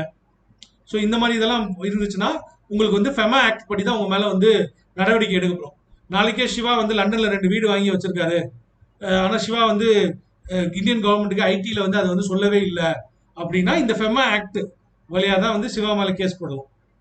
அதே மாதிரி மணி லாண்டரிங் ஆக்ட், உங்களுக்கு மணி லாண்டரிங் ஆக்ட் உங்களுக்கு தெரியும் ஏற்கனவே. நம்ம வந்து கருப்பு பணத்தை வந்து உங்களுக்கு வந்து மறைத்து அதை வந்து நீங்க வெள்ளை பணமா மாத்த ட்ரை பண்றாங்க அப்படின்னா அந்த இதுல வந்து அதுவும் வந்து என்போர்ஸ்மெண்ட் டைரக்டரேட். ஸோ இதெல்லாம் வந்து ஃபாரின் சாரி நம்மளோட ஃபினான்ஸ் மினிஸ்ட்ரி கீழே வரக்கூடியது தான் இது ரெண்டும். அடுத்தது, what are the functions of RBI? What is the functions of RBI அப்படிங்கிறது ரொம்ப ரொம்ப இம்பார்ட்டன்டான ஒரு கொஸ்டின். சரிங்களா? First, it is the controller of money supply. நம்ம ஃபுல்லா படிச்சோம், நம்ம மானிட்டரி பாலிசி அப்படிங்கிறது வந்து படிச்சோம். ஸோ மானிட்டரி பாலிசி யூஸ் பண்ணி மணி சப்ளையை கண்ட்ரோல் செய்யறது அவங்களோட ஒர்க் தான். M0 இஷ்யூ பண்றது அவங்க தான். M3 வந்து மார்க்கெட்ல எவ்வளவு இருக்கணும் அப்படிங்கறது கால்குலேட் பண்ணி அந்த கால்குலேஷன் படி வந்து உங்களுக்கு வந்து இன்ஃப்ளேஷனை கண்ட்ரோல் பண்றதும் வந்து ஆர்பிஐயோட ஒர்க்ல உங்களுக்கு இருக்கு. சரிங்களா? So controller of money supply. Then controller of foreign exchange. நான் இப்ப சொன்னேன் உங்களுக்கு ஃபாரின் எக்ஸ்சேஞ்ச் மேனேஜ்மெண்ட் வந்து ரொம்ப ரொம்ப முக்கியமானது. ஃபோரெக்ஸ் மேனேஜ்மெண்ட் வந்து அவங்களோட ஒரு முக்கியமான ஒர்க்கா இருக்கு அப்படிங்கிறது. அடுத்தது, banker to the government and public debt manager. இது ரெண்டும் கவர்மெண்ட்டுக்கு பேங்கா இருக்கக்கூடியது. கவர்மெண்ட் கிட்ட எக்ஸ்ட்ரா மணி இருக்குன்னா அதை டெபாசிட் பண்றதுக்கு ஒரு இடம், கவர்மெண்ட்டுக்கு கடன் கொடுக்கறதுக்கு ஒரு ஆட்கள். இது ரெண்டுமே வந்து பேங்க் ஆர்பிஐ செய்யும். அதே மாதிரி பப்ளிக் டெட் மேனேஜ்மெண்ட்னா all governments, state government, central government, எல்லா கவர்மெண்ட்களும் வந்து உங்களுக்கு வந்து எவ்வளவு கடன் வாங்கியிருக்காங்க, அவங்களுக்கு வர்ற வருமானத்தை விட அவங்க ரொம்ப அதிகமா கடன் வாங்குறாங்களா அப்படிங்கறதெல்லாம் மானிட்டர் பண்ணி உங்களுக்கு டிஸ்கஸ் பண்ணுவாங்க. அந்த கவர்மெண்ட்ஸோட எல்லாம் டிஸ்கஸ் பண்ணுவாங்க, நீங்க ரொம்ப கடன் வாங்கிட்டு போறாங்க, உங்களோட ஜிடிபி வருமானத்தை விட நீங்க வந்து உங்களுக்கு வந்து கடன் இது வந்து அதிகமா இருக்கு. ஸோ இதெல்லாம் வந்து உங்களுக்கு வந்து கமெண்ட் பண்ணுவாங்க, பேசுவாங்க. So this is the manager. உங்களுக்கு மேனேஜ்மெண்ட்டுக்கான ஹெல்ப் பண்ணக்கூடிய ஆட்களும் வந்து அவங்க தான். தென் பேங்கர்ஸ் பேங்க் அப்படிங்கிறது ரொம்ப இம்பார்ட்டன்ட் இருக்கு. ஏன் நான் என்ன சொல்லியிருக்கேன், அவங்க கிட்ட ரெஜிஸ்டர் பண்ணியிருக்க எல்லா பேங்கிங் ஃபார்மல் பேங்க்ஸும் அவங்க வந்து அவங்களுக்கு ஒரு பேங்கா ஒர்க் பண்றது வந்து ஆர்பிஐ தான். ஸோ தேல் டெபாசிட் மணி வித் தெம். கடன் வேணும்னா கடன் வாங்கிக்குவாங்க, ரெப்போ ரேட்ல வாங்கிக்குவாங்க, ஷார்ட் டேர்மா இருந்தா. லாங் டேர்மா இருந்தா பேங்க் ரேட்ல வாங்கிக்குவாங்க, இல்ல இப்ப லாங் டேர்ம் ரெப்போ ரேட்லயே வாங்கிக்குவாங்க. ஸோ இது மாதிரிலாம் வந்து உங்களுக்கு யூஸ் பண்ணி பேங்கர்ஸ் பேங்கா வந்து இருக்கு. So they are the lender of the last resort அப்படின்னு ஒரு வார்த்தையும் வந்து ஆர்பிஐக்கு தான் சொல்றாங்க. What is the meaning of lender of last resort? கடன் கேட்கறாங்க எல்லார்கிட்டையும், வேற எங்கேயுமே கடன் கிடைக்கல அப்படின்னா கடைசியா உங்களுக்கு நீங்க காசு வாங்குறதுக்கு வேண்டிய ஒரே ஆள் யாரு? அந்த நோட் அடிக்கக்கூடிய ஆர்பிஐ தான். நீங்க கடன் கேட்கறாங்க, வேற யார்ட்டையுமே கடன் இல்லை, கடைசியா வந்து இந்த நோட் அடிக்கிற ஆள்கிட்டே போய் நீங்க நின்று கடன் வாங்கலாம். So lender of last resort. Advises in monetary policy or monetary matters. இதுல வந்து இதுலதான் வந்து ஒரு இஷ்யூ வரும். ஒரு கொஸ்டின் வந்துருந்துச்சு, ஒரு கேட்டிருந்தாங்க. அந்த கொஸ்டின்ல வந்து உங்களுக்கு வந்து இது ஒரு ஆப்ஷனா வரும். நிறைய பேர் இந்த ஆப்ஷனை செலக்ட் பண்ணாம விட்டாங்க. சி, நார்மலாவே ஒரு பேங்கோட ஒர்க் என்ன தெரியுமா? அது நீங்களா இருந்தாலும் சரி, நானா இருந்தாலும் சரி, நம்மளையும் வந்து பினான்சியல் மேட்டர்ல, மணி மேட்டர்ஸ்ல அட்வைஸ் பண்றதுக்கான எல்லா அதிகாரமும் வந்து அந்த பேங்க்குக்கு இருக்கு. அவங்க இப்ப பேங்க் மேனேஜர் போறாங்க, ரொம்ப பழக்கமான பேங்க் மேனேஜர், நீங்க நிறைய பணம் வச்சிருக்கீங்க உங்க அக்கௌண்ட்ல, உங்களை ரொம்ப நல்லா ட்ரீட் பண்ணுவாங்க. பேங்க் மேனேஜர் உட்கார வச்சு பேசுவாரு, டீ கொடுப்பாரு, எல்லாம் பண்ணிட்டு, ஏன் சார் இந்த 5 லட்ச ரூபா சும்மா அக்கௌண்ட்ல இருக்கு, அது ஒரு பிக்சட்ல போடுங்களேன், இல்ல ஒரு மியூச்சுவல் ஃபண்ட்ல போடுங்களேன், இந்த ஸ்கீம்ல போடுங்களேன் சார், இல்ல அந்த ஸ்கீம்ல போடுங்களேன் சார், இல்ல இந்த இன்சூரன்ஸ் வாங்கிக்கோங்க சார். இதெல்லாம் வந்து உங்களுக்கு வந்து டிஸ்கஸ் பண்ணுவாங்க. அதே மாதிரி பெரிய பெரிய கம்பெனிஸ் வச்சு நடத்துறவங்களுக்கு, கரண்ட் அக்கௌண்ட் நிறைய வச்சு மேனேஜ் பண்றவங்கள்ட்ட எல்லாம் வந்து அவங்க வந்து லோன்ஸ் ஆஃபர் பண்ணுவாங்க. சார் நல்லா பிசினஸ் போயிட்டு இருக்குன்னு நினைக்கிறேன், நீங்க ஏன் சார் எக்ஸ்பேண்ட் பண்ணக்கூடாது, உங்களுக்கு எவ்வளவு தேவைப்படுது, இன்னொரு 30 லட்சம் தேவைப்படுமா, நீங்க தான் வந்து நல்லா ட்ராக் ரெக்கார்டு வச்சிருக்கீங்களே சார், நான் பேங்க்ட பேசி நான் வந்து லோன் வாங்கி தரேன் மணப்பாறையில் ஒரு பிரான்ச் போடுங்க சார், திருச்சியில நல்லா ஓடிட்டு இருக்கு, மணப்பாறையும் ஒரு நல்ல இது. ஸோ இந்த மாதிரி எல்லாம் வந்து மணி மேட்டர்ல, ஏன்னா உங்க பிசினஸ் பெருசாச்சு அப்படின்னா நீங்க அவருக்கு மணப்பாறையிலேயே ஒரு அக்கௌண்ட் ஓபன் பண்ணுவாங்க, அதுலயும் பல லட்சங்கள் புழங்கும். இப்ப உங்க பேங்க்குக்கு நல்லது தானே, நீ பெரிய ஆள் ஆவ பேங்க்குக்கும் சந்தோஷம் தானே, ஸோ அவனுக்கும் அதுல லாபம் இருக்குல்ல. ஸோ அதனால வந்து மணி மேட்டர்ஸ்ல உங்களுக்கு அட்வைஸ் பண்றதுக்கான எல்லா அதிகாரமே வந்து உங்களுக்கு அந்த ஒர்க்கும் வந்து பேங்க்கோட ஒரு முக்கியமான ஒர்க். அதே மாதிரி நீங்க வந்து அளவுக்கு மிஞ்சி லோன் வாங்கியிருக்கனாலும் உங்களை அட்வைஸ் பண்றது அவங்களோட ஒர்க். சார் உங்க சிபில் ஸ்கோர் படி நீங்க ரொம்ப லோன் வாங்கிட்டீங்க, இதுக்கு மேல வாங்காதங்க, இதுக்கு மேல அப்புறம் டிஃபால்ட் ஆயிரும், நீங்க இது பண்ணாதுங்க, அந்த மாதிரி விஷயங்கள் எல்லாமே நம்ம போக போக படிப்போம். என்பிஏ எல்லாம் ஆனா கூடவே என்பிஏ ஆனா கூட சப்போர்ட் பண்ணுவாங்க பேங்க்ஸ். ஓகேவா? ஸோ அதெல்லாம் வந்து நம்ம பார்ப்போம். Then regulator of all banks. சரி, இதெல்லாம் வந்து controlling work, banking work. 2 controlling work பார்த்துடும், 2 பேங்கிங் ஒர்க் பார்த்துடும், 2 ரெகுலேஷன் ஒர்க் பார்ப்போம். ரெகுலேட்டர்னா என்ன? ரெகுலேட்டர் நம்ம வீட்டில் regulator, fan regulator, gas regulator, இதெல்லாம் என்ன ஒர்க் பண்ணுது? உங்களுக்கு அதை வந்து கண்ட்ரோல் பண்ணுது. It controls the work. கண்ட்ரோலை விட இட் இஸ் லைக் மானிட்டர்ஸ். ரெகுலேட்டர்னா ஃபர்ஸ்ட் அவங்களுக்கு முக்கியமான ஒர்க் என்னன்னா, ஃபர்ஸ்ட் மானிட்டர் பண்ணணும். மானிட்டர் பண்ணி அந்த டேட்டாவை கலெக்ட் பண்ணி அதோட ரிசல்ட்ஸை பேஸ் பண்ணி உங்களுக்கு அதை ரெகுலேட்டும் பண்ணணும். ஸோ உங்களுக்கு மானிட்டர் பண்ணிட்டே வராங்க, பேங்க்ஸ் எல்லாம் எப்படி போயிட்டு இருக்கு, இல்லை பேங்க்லாம் வந்து நஷ்டம் அடைகிற மாதிரி இருக்குன்னா அதை வந்து அவங்களுக்கு ரெகுலேட் பண்றது. அதை வந்து அட்வைஸ் கொடுக்குற அட்வைஸை அவங்க ஃபாலோ பண்ணல, இல்லை நீங்க கொடுக்குற ரூல்ஸ் அண்ட் ரெகுலேஷன்ஸை அவங்க ஃபாலோ பண்ணலைன்னா அவங்க மேல வந்து பனிஷ்மெண்ட்டும் போடுவாங்க. ஸோ இது எல்லாமே ஒரு ரெகுலேட்டரோட ஒர்க். மானிட்டர் பண்ணணும், அதை வந்து நீங்க வந்து ஃபர்ஸ்ட் நீங்க வந்து ரூல்ஸ் போடணும், அப்புறம் அந்த ரூல்ஸ் படி அவன் நடக்கிறானன்றதை மானிட்டர் பண்ணணும், அதுக்கப்புறம் அவன் நடக்கல அப்படின்னா அவனை வந்து நீங்க வந்து பனிஷ் பண்ணணும். இது 3மே வந்து நீங்க செய்ய வேண்டிய ஒர்க். ஸோ நீங்க இது வந்து பேங்கிங்களுக்கும் செய்வாங்க, நான் பேங்கிங் ஃபினான்ஷியல் கம்பெனிஸ்க்கும் செய்வாங்க, 2 பேருக்குமே நீங்க செய்வாங்க. சரிங்களா? ஸோ நீங்க ரெகுலேட்டரா இருக்குங்க, பேங்க்குக்கும் ரெகுலேட்டரா இருக்குங்க, நான் பேங்கிங் ஃபினான்ஷியல் கம்பெனிஸ்க்கும் ரெகுலேட்டரா இருக்குங்க அப்படிங்கிறது வந்து உங்களுக்கு இந்த இடத்துல. So 2 regulator, 2 banking, 2 controller work முடிச்சிட்டாங்க. சரி, அடுத்தது அவங்களோட ஒர்க் என்னவா இருக்கு அப்படின்னா promotional roles. So promotional roles வந்து என்னென்ன இருக்கு? கஸ்டமர் ப்ரொடெக்ஷன் வந்து அவங்க வந்து என்ஷோர் பண்ண வேண்டியதா இருக்கு த்ரூ ஒம்போட்ஸ்மன். நான் ஏற்கனவே ஒம்போட்ஸ்மன் பத்தி பேசியிருக்கேன்னு நினைக்கிறேன். ஒம்போட்ஸ்மன் அப்படிங்கிறது யாருன்னா, நீங்க வந்து உங்களோட கம்ப்ளைண்ட்ஸ் எல்லாம் கொண்டு போய் நீங்க ரெஜிஸ்டர் பண்ணலாம். ஒவ்வொரு நாளைக்கு நீங்க வந்து எந்த ஒரு பேங்க் போனாலும் சரி, அந்த பேங்க்ல சுத்தி பாருங்க, எங்கேயாவது ஒரு இடத்துல ஒட்டியிருப்பாங்க, இல்ல பெருசா எழுதி வச்சிருப்பாங்க, ஒம்போட்ஸ்மனோட இமெயில் அட்ரஸ், அவரோட கான்டாக்ட் டீடைல்ஸ் எல்லாம் இருக்கும். அந்த பிரான்ச்ல உங்களுக்கு ஏதாவது ஒரு ப்ராப்ளம் வந்துச்சு, உங்களை ஏதாவது வந்து தப்பா நடந்துனாங்க, இல்ல உங்களுக்கு ஒரு தவறு நடந்திருக்குன்னு உங்களுக்கு நீங்க ஃபீல் பண்ணாங்கன்னா அதுக்கு நீங்க கம்ப்ளைண்ட் பண்ணலாம். உண்மையாவே ஒரு பேங்க்ல இருக்க ஆபீசர்லாம் உங்களுக்கு பார்த்து நடுங்கிற மாதிரி நீங்க ஏதாவது நடக்கணும்னு ஆசைப்பட்டனா ஒம்போட்ஸ்மனுக்கு நீ கம்ப்ளைண்ட் பண்ணிப்பாரு. பேங்க் மேனேஜர் வந்து ஃபோன் பண்ணி புலம்புன்னு ஒன்று புலம்பும், ஏன் சார் இதெல்லாம் பண்ணாங்க, நம்மளே பிரச்சனையை தீர்த்துக்கலாம் அப்படின்னு சொல்லி கேட்பான். இதை விட அதிகமா உனக்கு ரியாக்ஷன் வேணும்னா ஆர்பிஐல ஒரு ஒம்போட்ஸ்மன் ஒருத்தர் இருப்பார். அவர் வந்து மற்ற எல்லா பேங்க்ஸ்க்கும் வந்து ஒரு இதா கம்ப்ளைண்ட் ரெஜிஸ்ட்ரேஷன் அத்தாரிட்டி, அவருக்கு மெயில் அட்ரஸ்ல இதெல்லாம் இருக்கும். ஸோ நீங்க அவருக்கு மெயில் அனுப்புறதுனால உடனே 2-3 நாள்ல உங்களுக்கு வந்து இது தெரியும், ரிஃப்ளெக்ஷன் தெரியும் உங்க ஆர்பிஐ உங்க பேங்க்ல இருந்து. ஏன்னா அவ்வளோ பயப்படுவாங்க, ஒம்போட்ஸ்மனுக்கு அவ்வளோ பயப்படுவாங்க, அவ்வளோ பவர்ஸ் இருக்கு. பொதுவாக வந்து யார் இருப்பாங்க அப்படின்னா retired high court judge, retired supreme court judge, retired supreme court lawyer, இந்த மாதிரி ஆட்கள் வந்து இந்த போஸ்ட்ல இருப்பாங்க மோஸ்ட்லி. ஸோ அவங்க வந்து ஒரு ஒரு நியூட்ரலா இருப்பாங்க, யாருக்கும் சார்ந்து இருக்க மாட்டாங்க.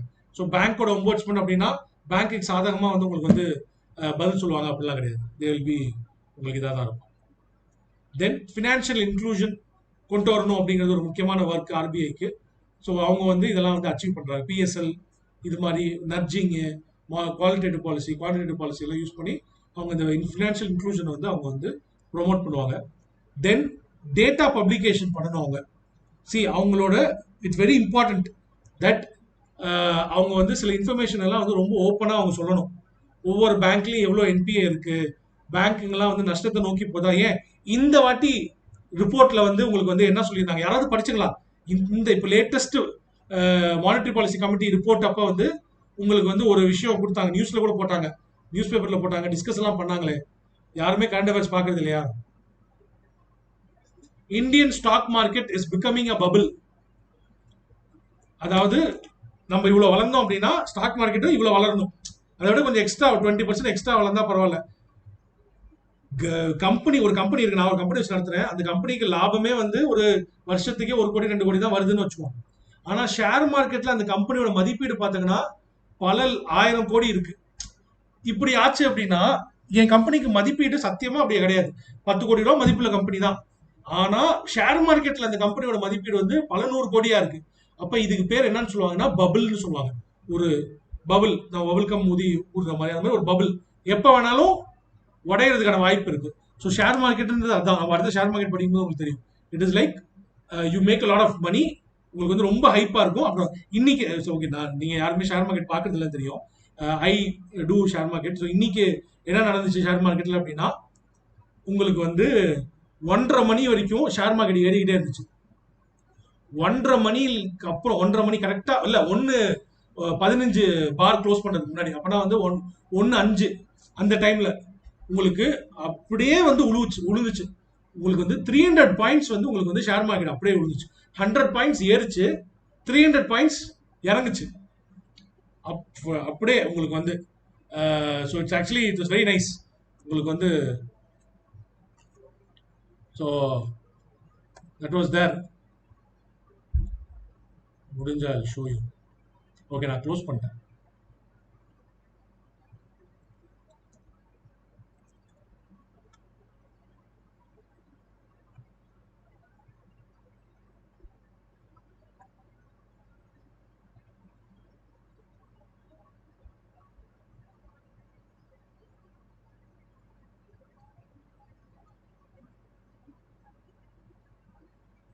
ஸோ இந்த இடத்துல நீங்க பார்த்தாங்கன்னா தெரியும். ஐ திங்க் இது உங்களுக்கு ஷேர் ஆகிட்டு இருக்குன்னு நினைக்கிறேன். ஸோ இந்த இடத்துல பாருங்க. ஸோ இட்ஸ் லைக் இன்க்ரீஸ் ஆகிட்டே இருந்துச்சு. And then you had such a big fall. Actually this is like இவ்வளோ இங்கே வரைக்கும் போச்சு fall. It was huge fall. So this is how share market works. So இந்த ஃபாலுக்கான காரணம் கூட என்ன சொல்றாங்க அப்படின்னா, ஆர்பிஐயோட அந்த ரிப்போர்ட் தான் காரணம்னு சொல்றாங்க. So but it's very late. RBI சொல்லி 2-3 நாளைக்கு அப்புறம் தான் உழுவுது. ஸோ அதுதான் வந்து ஷேர் மார்க்கெட்டோட பியூட்டி. எப்போ இது நடக்குதுன்னு தெரியாது. So that was there.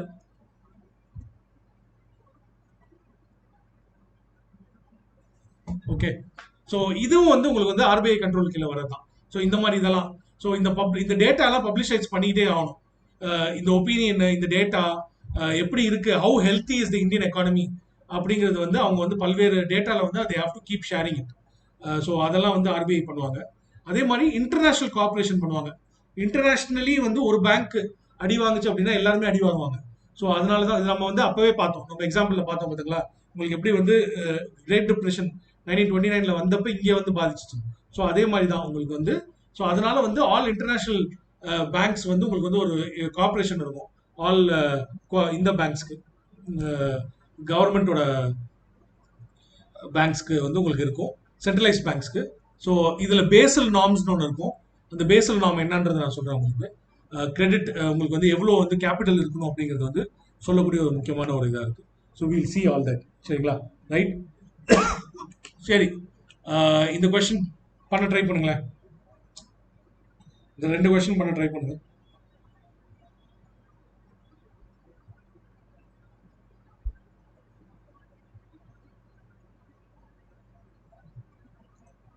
Very easy question தான்.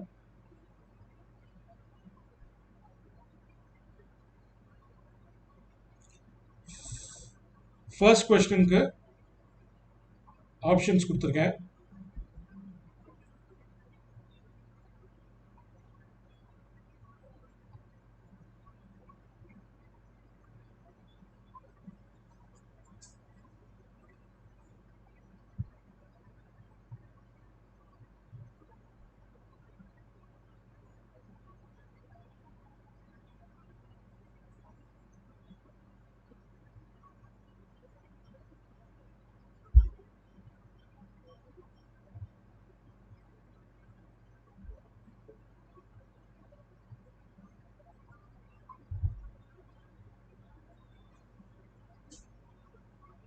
Very good, Rinsi. Very good, Hari.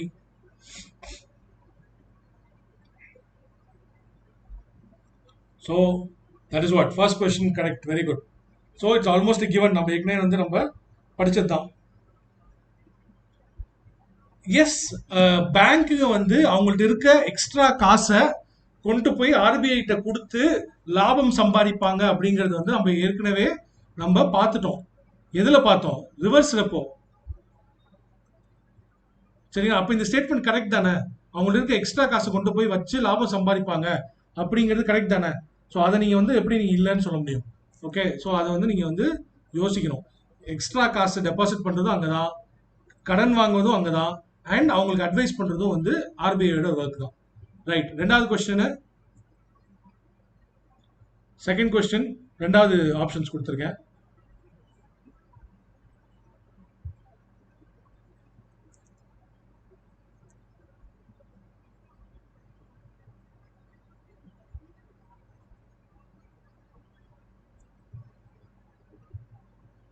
Very good Hari.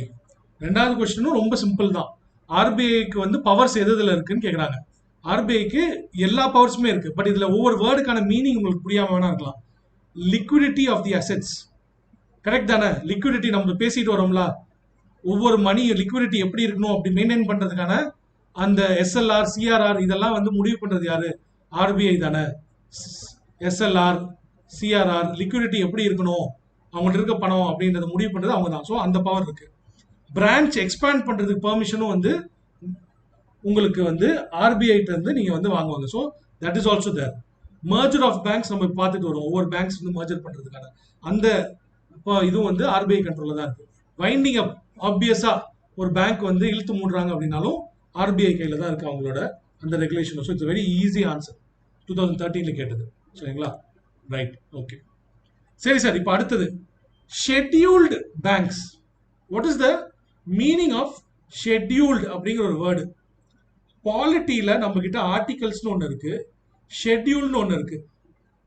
அந்த ஷெட்யூல் அப்படின்னு நீங்க பாலிட்டியில படிக்கிறீங்களா, அதுக்கான மீனிங் என்ன அப்படிங்கிறது உங்களுக்கு எத்தனை பேருக்கு தெரியும்? நானே சொல்லியிருக்கேன் நினைக்கிறேன் நிறைய பேர் ஸ்டூடெண்ட்ஸ்க்கு. தெரியாதவங்களா தான் திருப்பி சொல்லலாம், இல்லைன்னா வேணாம், வேஸ்ட் ஆஃப் டைம். சரிங்களா? ஓகே, உங்களுக்கு ப்ராப்ளம் எல்லாருக்கும் தெரிஞ்சிருக்கும். ஸோ ஷெட்யூல் அப்படின்னா என்னன்னா simple. It is a list. It is a list, அவ்வளவுதான். இப்போ பாலிட்டியில ஷெட்யூல் அப்படிங்கிறது இருக்குது. என்ன நம்ம எல்லாத்துக்குமே தெரியும், ஷார்ட்கட் என்ன? Tears of old PM. Tears of old PM வச்சு சொல்லிட்டு போயிடலாம். ஃபர்ஸ்ட் என்ன? டெரிட்டரி. இ ரெண்டாவது எம்யூனிட்மெண்ட்ஸ், இப்படி நம்ம சொல்லிடுவோம். ஸோ அதுல வந்து டெரிட்டரி அப்படின்னா என்ன? இப்போ ஆர்டிகல் 1 to 4 வந்து டெரிட்டரி அப்படின்னு பேசுறது என்னன்னா, ஒரு டெரிட்டரி வந்து ஃபர்ஸ்ட் இந்தியா, பாரத், இது வந்து ஃபர்ஸ்ட் இது. ரெண்டாவது வந்து எப்படி எப்படி ஒரு ஸ்டேட்டை வந்து நீங்க வெளிநாட்டுல இருந்து ஒரு ஸ்டேட்டை சேர்க்கலாம், உள்ள இருக்க ஸ்டேட் எப்படி பிரிக்கலாம், இதெல்லாம் வந்து ஆர்டிகல்ஸ்ல பேசிடுறாங்க. அப்ப ஷெட்யூல் என்ன சார் இருக்கு அப்படின்னா, ஷெட்யூல்ல ஒவ்வொரு ஸ்டேட்டோட நேம்ஸ் இருக்கு, அந்த ஸ்டேட்டோட பவுண்டரி இருக்கு. சி பேசிட்ட ஓகே, ஸ்டேட் எப்படி பிரிக்கணும் எல்லாம் பண்ணிட்டு சரி. இப்ப என்ன ஸ்டேட் இருக்கு? தமிழ்நாடுன்னு ஒண்ணு இருக்கு. தமிழ்நாடுக்கு பவுண்டரி இது. இந்த பக்கம் கேரளா, அந்த பக்கம் ஆந்திரா, கடல் இந்த சைடு, இந்த இந்த இந்த நிலப்பகுதியை பத்தி டிஸ்கிரிப்ஷன் எங்க இருக்கு? அது ஷெட்யூல் அப்படிங்கிறதுல இருக்கும். அது வந்து ஷெட்யூல்ன்றது என்னன்னா, it is maintaining of a list. அப்ப ரெண்டாவது ஷெட்யூல் என்ன? எம்யூனிட்மெண்ட்ஸ்னா என்ன? நீங்க கொடுக்கக்கூடிய சம்பளம் எவ்வளோ, அவருக்கு பிஎஃப் எவ்வளோ, சம்பளம் எவ்வளோ, பென்ஷன் எவ்வளோ, அவர் வீடுக்கு வந்து அவருக்கு வந்து ஹெச்ஆர்ஏ எவ்வளோ, அவர் கொடுக்கக்கூடிய சலுகைகள் எவ்வளோ, இது எல்லாமே வந்து கொடுக்கணும்னு முடிவு பண்ணிட்டேன். இது எல்லாமே வந்து கன்சாலிடேட்டட் ஃபண்ட் ஆஃப் இந்தியாவில் எடுக்கணும்னு முடிவு பண்ணிட்டேன். இதெல்லாம் ஓகே. பட் எவ்வளோ, ஹவு மச் அமௌண்ட்? 1 லட்சமா, 50,000, 5,000, 10,000, 15,000, 15 லட்சமா? இந்த அமௌண்ட் எங்க எழுதி இருக்கும்? இது ஷெட்யூல்ல எழுதி இருக்கும். சரிங்களா? சோ இது மாதிரி வந்து ஃபேக்சுவலான விஷயம் எல்லாம் எழுதி வச்சதுக்காக தான் ஷெட்யூல்னு வந்து பாலிட்டியில இருக்கு. அதே மாதிரி தான் ஷெட்யூல்டு பேங்க்னா ஆர்பிஐ ஆக்ட்ல ஒரு லிஸ்ட் மெயின்டைன் பண்றோம். இந்த லிஸ்ட்ல உங்க பேர் இருந்துச்சு அப்படின்னா நீங்க ஷெட்யூல்டு பேங்க், அவ்வளவுதான், முடிஞ்சு. அப்ப இந்த லிஸ்ட்ல உங்க பேர் வரணும்னா என்னென்ன conditions? What are the conditions இந்த லிஸ்ட்ல உங்களுக்கு தான் நீங்க ஆர்பிஐ கிட்ட லைசன்ஸ் வாங்கணும். லைசன்ஸ் வாங்கும் போது அவங்க உங்களுக்கு ஒரு குவாலிஃபிகேஷன் கொடுப்பான். என்ன குவாலிஃபிகேஷன்? உங்களோட பெய்ட் அப் கேபிட்டல், ரிசர்வ், இது ரெண்டும் உங்களோட கேபிட்டல்ஸ் எல்லாம் வந்து 5 லட்சம் ரூபாய்க்கு மேல இருக்கணும். ஸோ மினிமம் 5 lakhs இருக்கணும். Then not conducting any business in manner harmful to the depositors. டெபாசிட்டர்ஸ்க்கு ஹார்ம் கொடுக்குற மாதிரி நீங்க எந்த ஆக்டிவிட்டிலையும் வந்து நீங்க செய்யாம இருக்கணும்.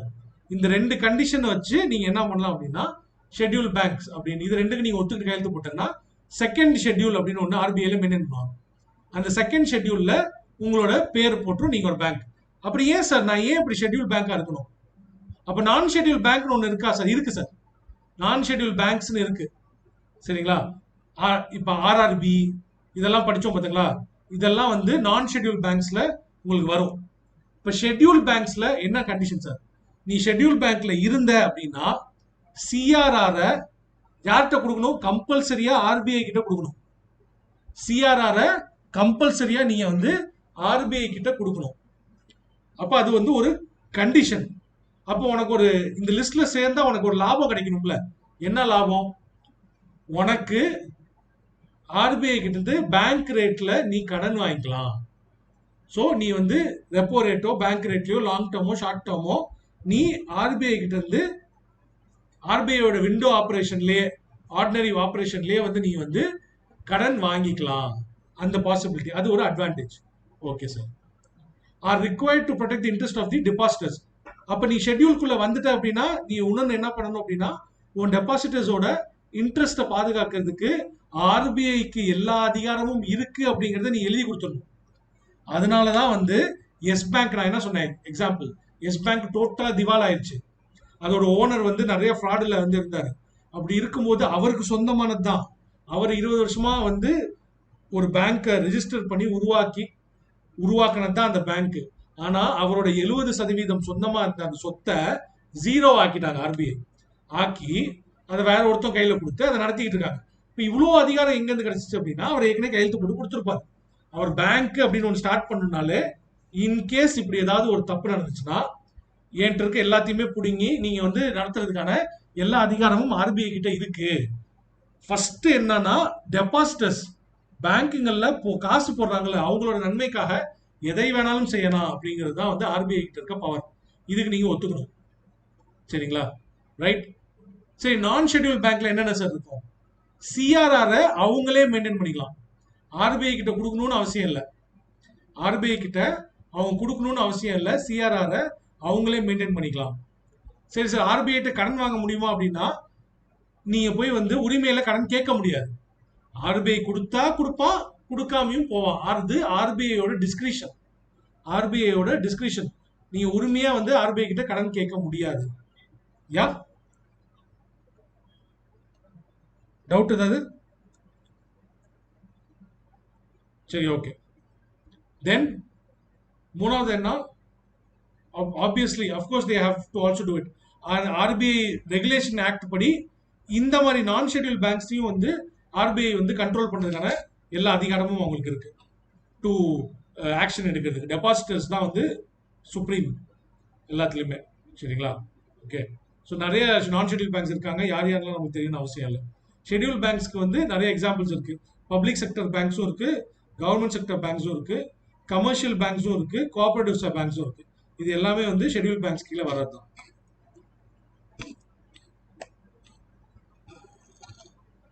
யா anybody?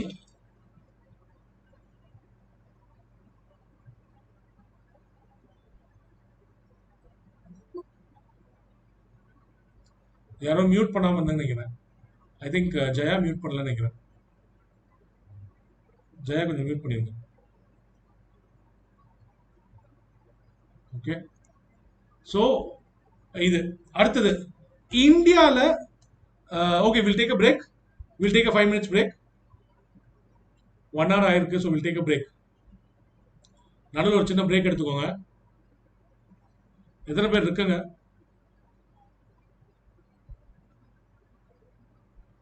Okay. Any doubt till now? இது வரைக்கும் ஏதாவது டவுட்? சிவா,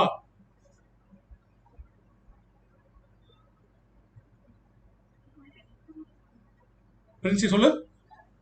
என்ன பிரின்சி? நட்ஜ் தியரியா? நட்ஜ் தியரி வந்து ரொம்ப சிம்பிள். நட்ஜ் தியரின்றது என்னன்னா, எப்படி சொல்றது வந்து நீ வந்து அவனை வந்து அதை நோக்கி வந்து ஒரு ஒரு விஷயம் இருக்கு, அதை நோக்கி அவனை வந்து அனுப்பணும். ஆனா வந்து நீ என்ன பண்ணணும்னா டைரக்டா அவன்கிட்ட வந்து நீ வந்து சொல்ல வேண்டிய அவசியம் கிடையாது. You keep nudging. நட்ஜிங்னா ஆக்சுவலி நட்ஜ்ன்றத வார்த்தை இங்கிலீஷ்ல மீனிங் என்னன்னா, இப்படி தோலை வச்சு நம்ம இப்படி ஒரு ஆளை வந்து இப்படி இது பண்ணுவோம்ல, பக்கத்துல ஃப்ரெண்ட் இருப்பான் அவனை தட்டி கொடுப்போம்ல, அப்படி அதுதான் அதுக்கு பேர் தான் நட்ஜ் ஆக்சுவலி. ஸோ அது மாதிரி வந்து அவனை வந்து நம்ம வந்து ஒரு we are pushing him towards that, அந்த இதை நோக்கி. ஸோ அது வந்து நட்ஜ் தியரியில வந்து உங்களுக்கு வரும். அது இம்பார்ட்டண்ட்டான ஒரு தியரி. அது அது உங்களுக்கு வந்து மேனேஜ்மெண்ட்ல வந்து அது ஒரு முக்கியமானது. ஸோ நான் சொன்ன மாதிரி வந்து கவர்மெண்ட், நீங்க வந்து இவங்க நம்மளோட ஆர்பிஐ வந்து நட்ஜ் தியரி எங்க யூஸ் பண்றாங்கன்றத நம்ம படிச்சோம் முன்னாடி இதுல. அந்த குவான்டிடேட்டிவ் அந்த மாரல் சுவேஷன் ஒன்று இருக்குல்ல, அதாவது வந்து இப்பெல்லாம் வந்து செய்யப்பா, இப்பெல்லாம் வந்து தேவைப்படுது, நிறைய எஜுகேஷன் லோன் கொடுங்க, இல்ல ஃபார்மர்ஸ் லோன் கொடுங்க அப்படின்றத வந்து நீ வந்து கண்டிஷன் போடல. கொடுக்கலன்னா உனக்கு நான் ஃபைன் போடுவேன்றது ரெண்டாவது ஸ்டேஜ். அப்படி பண்ணாம கொடுங்கன்னு சொல்லி நம்ம பேச்சுவார்த்தை நடத்துறது நட்ஜ் தியரி. நட்ஜ்ல வரும். சொல்லுறது.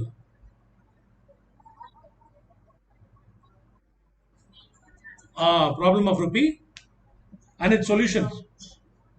கரெக்ட்.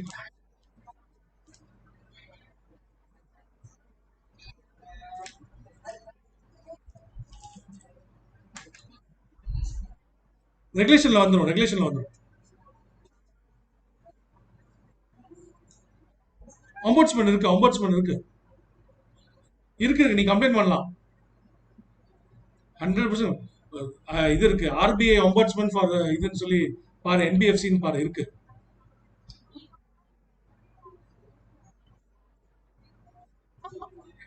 கந்து வெட்டிக்கு போலீஸ் தான் போகணும், ஒம்பட்ஸ்மேன் கிடையாது. அதான் அது இன்ஃபார்மல், இன்ஃபார்மல் எக்கானமி, ஸ்டார்டிங்ல சொன்னேன்ல.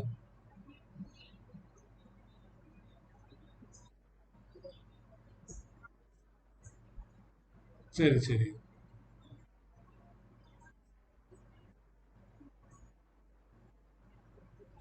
நீ கம்ப்ளைண்ட் பண்ணலாம், பட் அதான் சொல்றேன்ல, எவ்வளவு தூரத்துக்கு அது போன்றது வந்து பொறுத்திருக்கு. அவங்க என்ன கேட்பாங்க அப்படின்னா, நீங்க என்ன படிக்காம கையெழுத்து போட்டுங்கன்னு நம்மள திருப்பி கேட்பாங்க. ஏன்னா கையெழுத்து போடுறோம்ல, அவன் எக்ஸ்பிளைன் சரியா பண்றான் பண்ணல, நம்ம கையெழுத்து போடுறதுக்கு முன்னாடி அவனை நம்பி பண்ணிடுறோம். பட் அதுல நம்ம தப்பும் இருக்குல்ல. சரி சரி, ஓகே. ஸோ அது வந்து என்பிஎஃப்சிஸும் வந்து கண்ட்ரோல்ல வர்றது தான், கண்ட்ரோல்ல வராமலாம் இருக்கு. ஓகே. ஹரி நடுவில் தான் வந்த, ஏதாவது டவுட் இருக்கா ஹரி?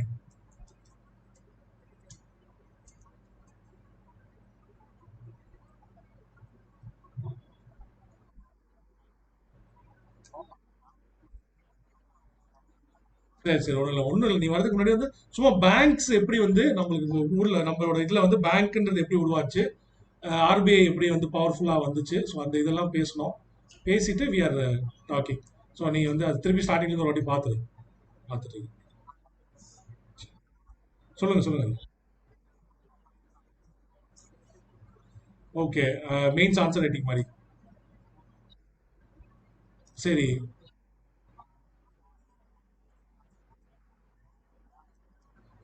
புரியுது புரியுது புரியுது. நீ வேற என்ன பண்ற டைமிங்? நான் இப்ப பண்ணிட்டு இருக்கேன், அதனால தான் கேட்டேன். இது இதுல இருந்து அது பேர்னா ஜி ஸ்கோர்ல ஐஎஸ் பாபா.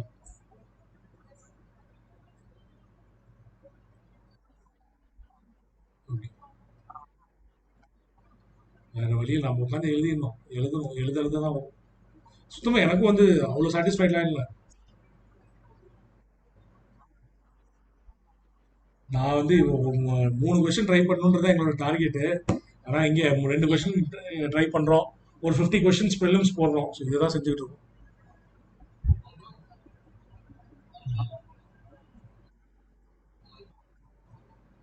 புரியுது புரியுது. I understand. பட் இது நல்ல டைம் நம்ம வந்து எழுதி பார்க்குறது மெயின்ஸ். ராதிகா, விசில் அடிக்கிற நிப்பாட்டு. நீ தான் விசில் அடிக்கிறதா? நிப்பாட்டுங்க. ம் சொல்ல ஹரி.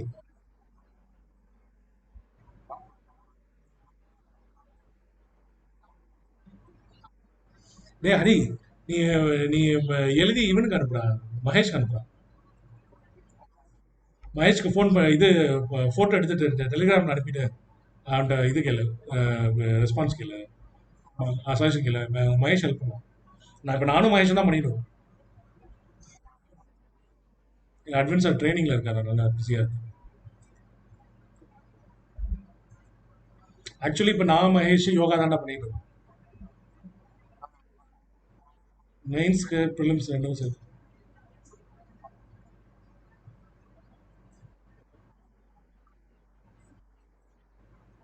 சரி சரி பார்த்துக்கலாம். அது வரணும், எனக்கு சுத்தமாக வர மாட்டேங்குது. எனக்கும் எஸ்ஏவா எழுதுறேன் அப்படின்றது தான் கம்ப்ளைண்டாக இருக்கு. நானும் வந்து ரொம்ப எழுதுனேன், நிறைய கதை எழுதுனேன். ஸோ அதுவும் தப்பு ஆக்சுவலி. ரொம்பவும் கதை எழுதக்கூடாது, கரெக்டாக ஸ்பெசிஃபிக்காக பாயிண்ட் டு த பாயிண்ட் எழுதணும் அப்படிங்கிறது தான் வந்து ஃபீட்பேக்காக இருக்குது. ஸோ நான் இப்போ அதை ஐடென்டிஃபை பண்ணி அதை சரி பண்ண ட்ரை பண்ணிட்டு இருக்கேன். So that that will do. அது செஞ்சுதான். சரி சரி, ஓகே. சின்ன டாபிக் மாத்திரம் பார்த்துருவோம். இன்னொரு 20-25 மினிட்ஸ் பார்க்கலாம்.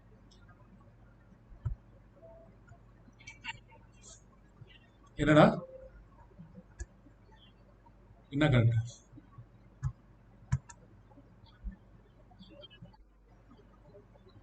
கரண்ட் அஃபேர்ஸ்க்கு என்ன பண்ணுறது கேட்குறியா? கரண்ட் அஃபேர்ஸ்க்கு வந்து இப்போ இப்போ முடிஞ்ச போனதுக்கெல்லாம் நியூஸ் பேப்பர் விட்டது எப்படி படிக்க முடியும்? இல்லை டு டேக் இதுதான். ஆமாம், விஷனோ இல்லை இன்சைட்ஸோ ஏதாவது ஒரு எடுத்து வச்சு பாரு. ஒருத்தவங்க கேட்டுக்கிட்டே இருக்காங்க, கரண்ட் அஃபேர்ஸ்க்கு நீங்கள் ஏதாவது கிளாஸ் போடுங்கன்னு. பார்ப்போம், முடிஞ்சா அதை டிஸ்கஷன் போடுவோம். நான் எக்கனாமிக்ஸ்க்கு மாத்திரம் எடுத்து முடிச்சிடலாம் கரண்ட் அஃபேர்ஸ் இதோட சேர்த்து அப்படின்னு நான் நினச்சிட்டு இருக்கேன். ஸோ அது நான் பண்ணிடுவேன் ஷோரா. இந்த வருஷத்துக்கான ஃபுல் எக்கனாமிக்ஸ் விஷன் ஒவ்வொரு மந்த்லி கம்பைலேஷன் இருக்குல்ல, அதில் எக்கனாமிக்ஸோட கம்பைலேஷன் மாத்திரம் எடுத்து எடுத்து இந்த இது ஃபுல்லாக ஒரு ஒரு ஒரு மந்த்துக்கும் ஒரு வீடியோ போட்டு நான் கம்ப்ளீட் பண்ணி நான் சேனலில் போட்டுடுறேன். ஸோ அது நான் பண்ணிடுறேன். மற்ற ஒவ்வொன்றுக்கும் வந்து டிஃபிகல்ட்டாக இருக்கும். பட் கம்பைலேஷன் படிக்கிறது தான் அடுத்தது. எக்கனாமிக் இதுக்கு எங்கேருந்து வருதுன்னே சொல்ல முடியாது நம்மளுக்கு கரண்ட் அஃபேர்ஸ். ட்ரை பண்ணுறது தான்.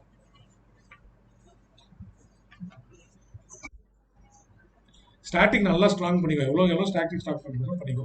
கரண்ட் அஃபேர்ஸ் வந்து நீ வந்து ரெகுலராக நீ வந்து கம்பைலேஷனும், அடுத்தது வந்து நீ வந்து இதையும் நியூஸ் எல்லாம் பார்த்துட்டு இருந்தேன்னா அது நீ ஈஸியாக பண்ணிடலாம், பிரச்சனை இல்லை.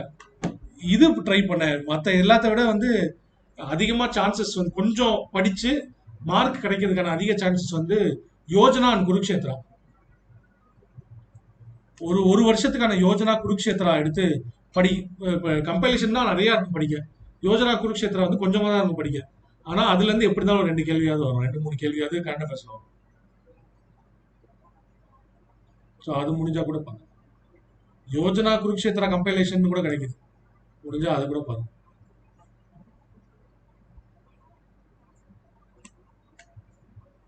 சரி, ஓகே.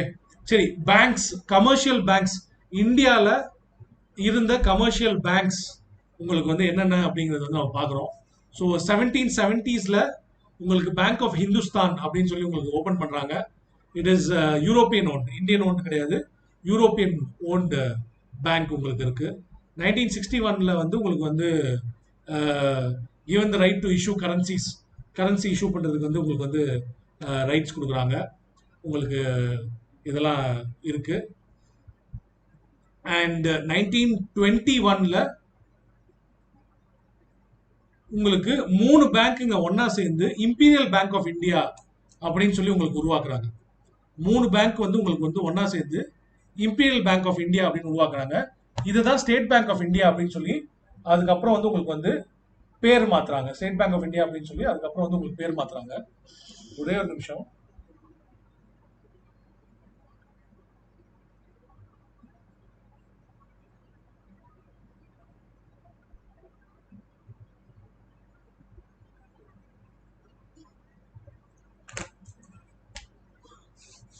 ஓகே, ஃபைன், சரிங்க, ரைட்.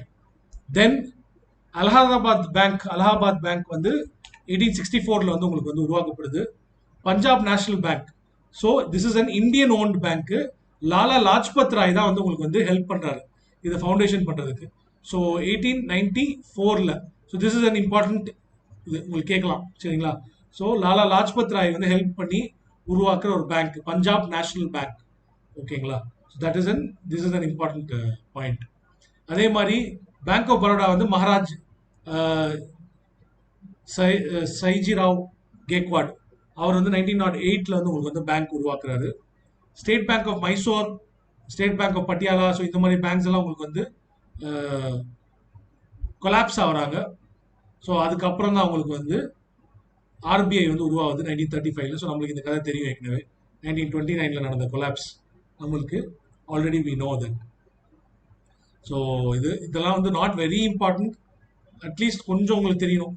ஓகே, ஸோ ஆர்பிஐக்கு முன்னாடி எஸ்பிஐன்னு ஒன்று வந்துச்சு, சாரி இம்பீரியல் பேங்க் ஆஃப் இந்தியான்னு ஒன்று வந்துச்சு, இல்லை பஞ்சாப் நேஷனல் பேங்க்னு ஒன்று வந்துச்சு அப்படின்றதாவது தெரியணும். உங்களுக்கு கிரானிகாலஜி ஈவெண்ட்ல எப்படி கேட்பாங்க அப்படின்னா, இந்த மாதிரி கேட்டால் ஆர்பிஐ தானே முதல்ல வந்திருக்கும், அப்புறம் தான் இது வந்திருக்கும்னு சொல்லி நம்ம தப்பாக சொல்லக்கூடாது. ஸோ பஞ்சாப் நேஷனல் பேங்க் முன்னாடியே வந்துடும், அதுக்கப்புறம் தான் ஆர்பிஐ வரும். ஸோ இந்த மாதிரி வந்து நடுவில் சில விஷயங்கள் மாத்திரம் வந்து நம்மளுக்கு தெரியணும். ஓகேவா? அந்த அளவுக்கு தெரிஞ்சா போதும். நீங்க வந்து ஒவ்வொன்றையும் வந்து டேட்லாம் மனப்பாடம் பண்ணிட்டு இருக்க அவசியம் இல்லை. Then nationalisation after independence. So what is nationalisation? பொது உடைமையாக்குவது. அதாவது வந்து தனியார் கையில் இருக்கக்கூடிய ஒரு கம்பெனியோ இல்லை ஒரு ஒரு ஒரு சொத்தை வந்து கவர்மெண்ட் எடுத்துக்கிறது, அதுக்கு பேர் நேஷனலைசேஷன். அது கம்பெனியா இருந்தாலும் சரி, இது மாதிரி வேற எதா இருந்தாலும் வந்து நீங்க வந்து அப்படி பொது உடைமை ஆக்கிடலாம், கவர்மெண்ட்டுக்கு சொந்தமாக நீங்க வந்து அதை ஆக்க முடியும்.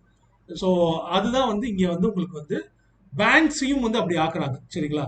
ஸோ இது எப்போ நடக்குது? நேஷனலைசேஷன் வந்து உங்களுக்கு வந்து முக்கியமா வந்து உங்களுக்கு வந்து இந்திரா காந்தியோட டைம்ல வந்து உங்களுக்கு நேஷனலைசேஷன் நடக்கும் 1969 ரைட், உங்களுக்கு வந்து நடக்கும்னு நினைக்கிறேன். ஸோ நம்ம வந்து அதை பார்ப்போம், அதோட ஹிஸ்டரி பார்ப்போம். ஸோ இது நடக்கும்.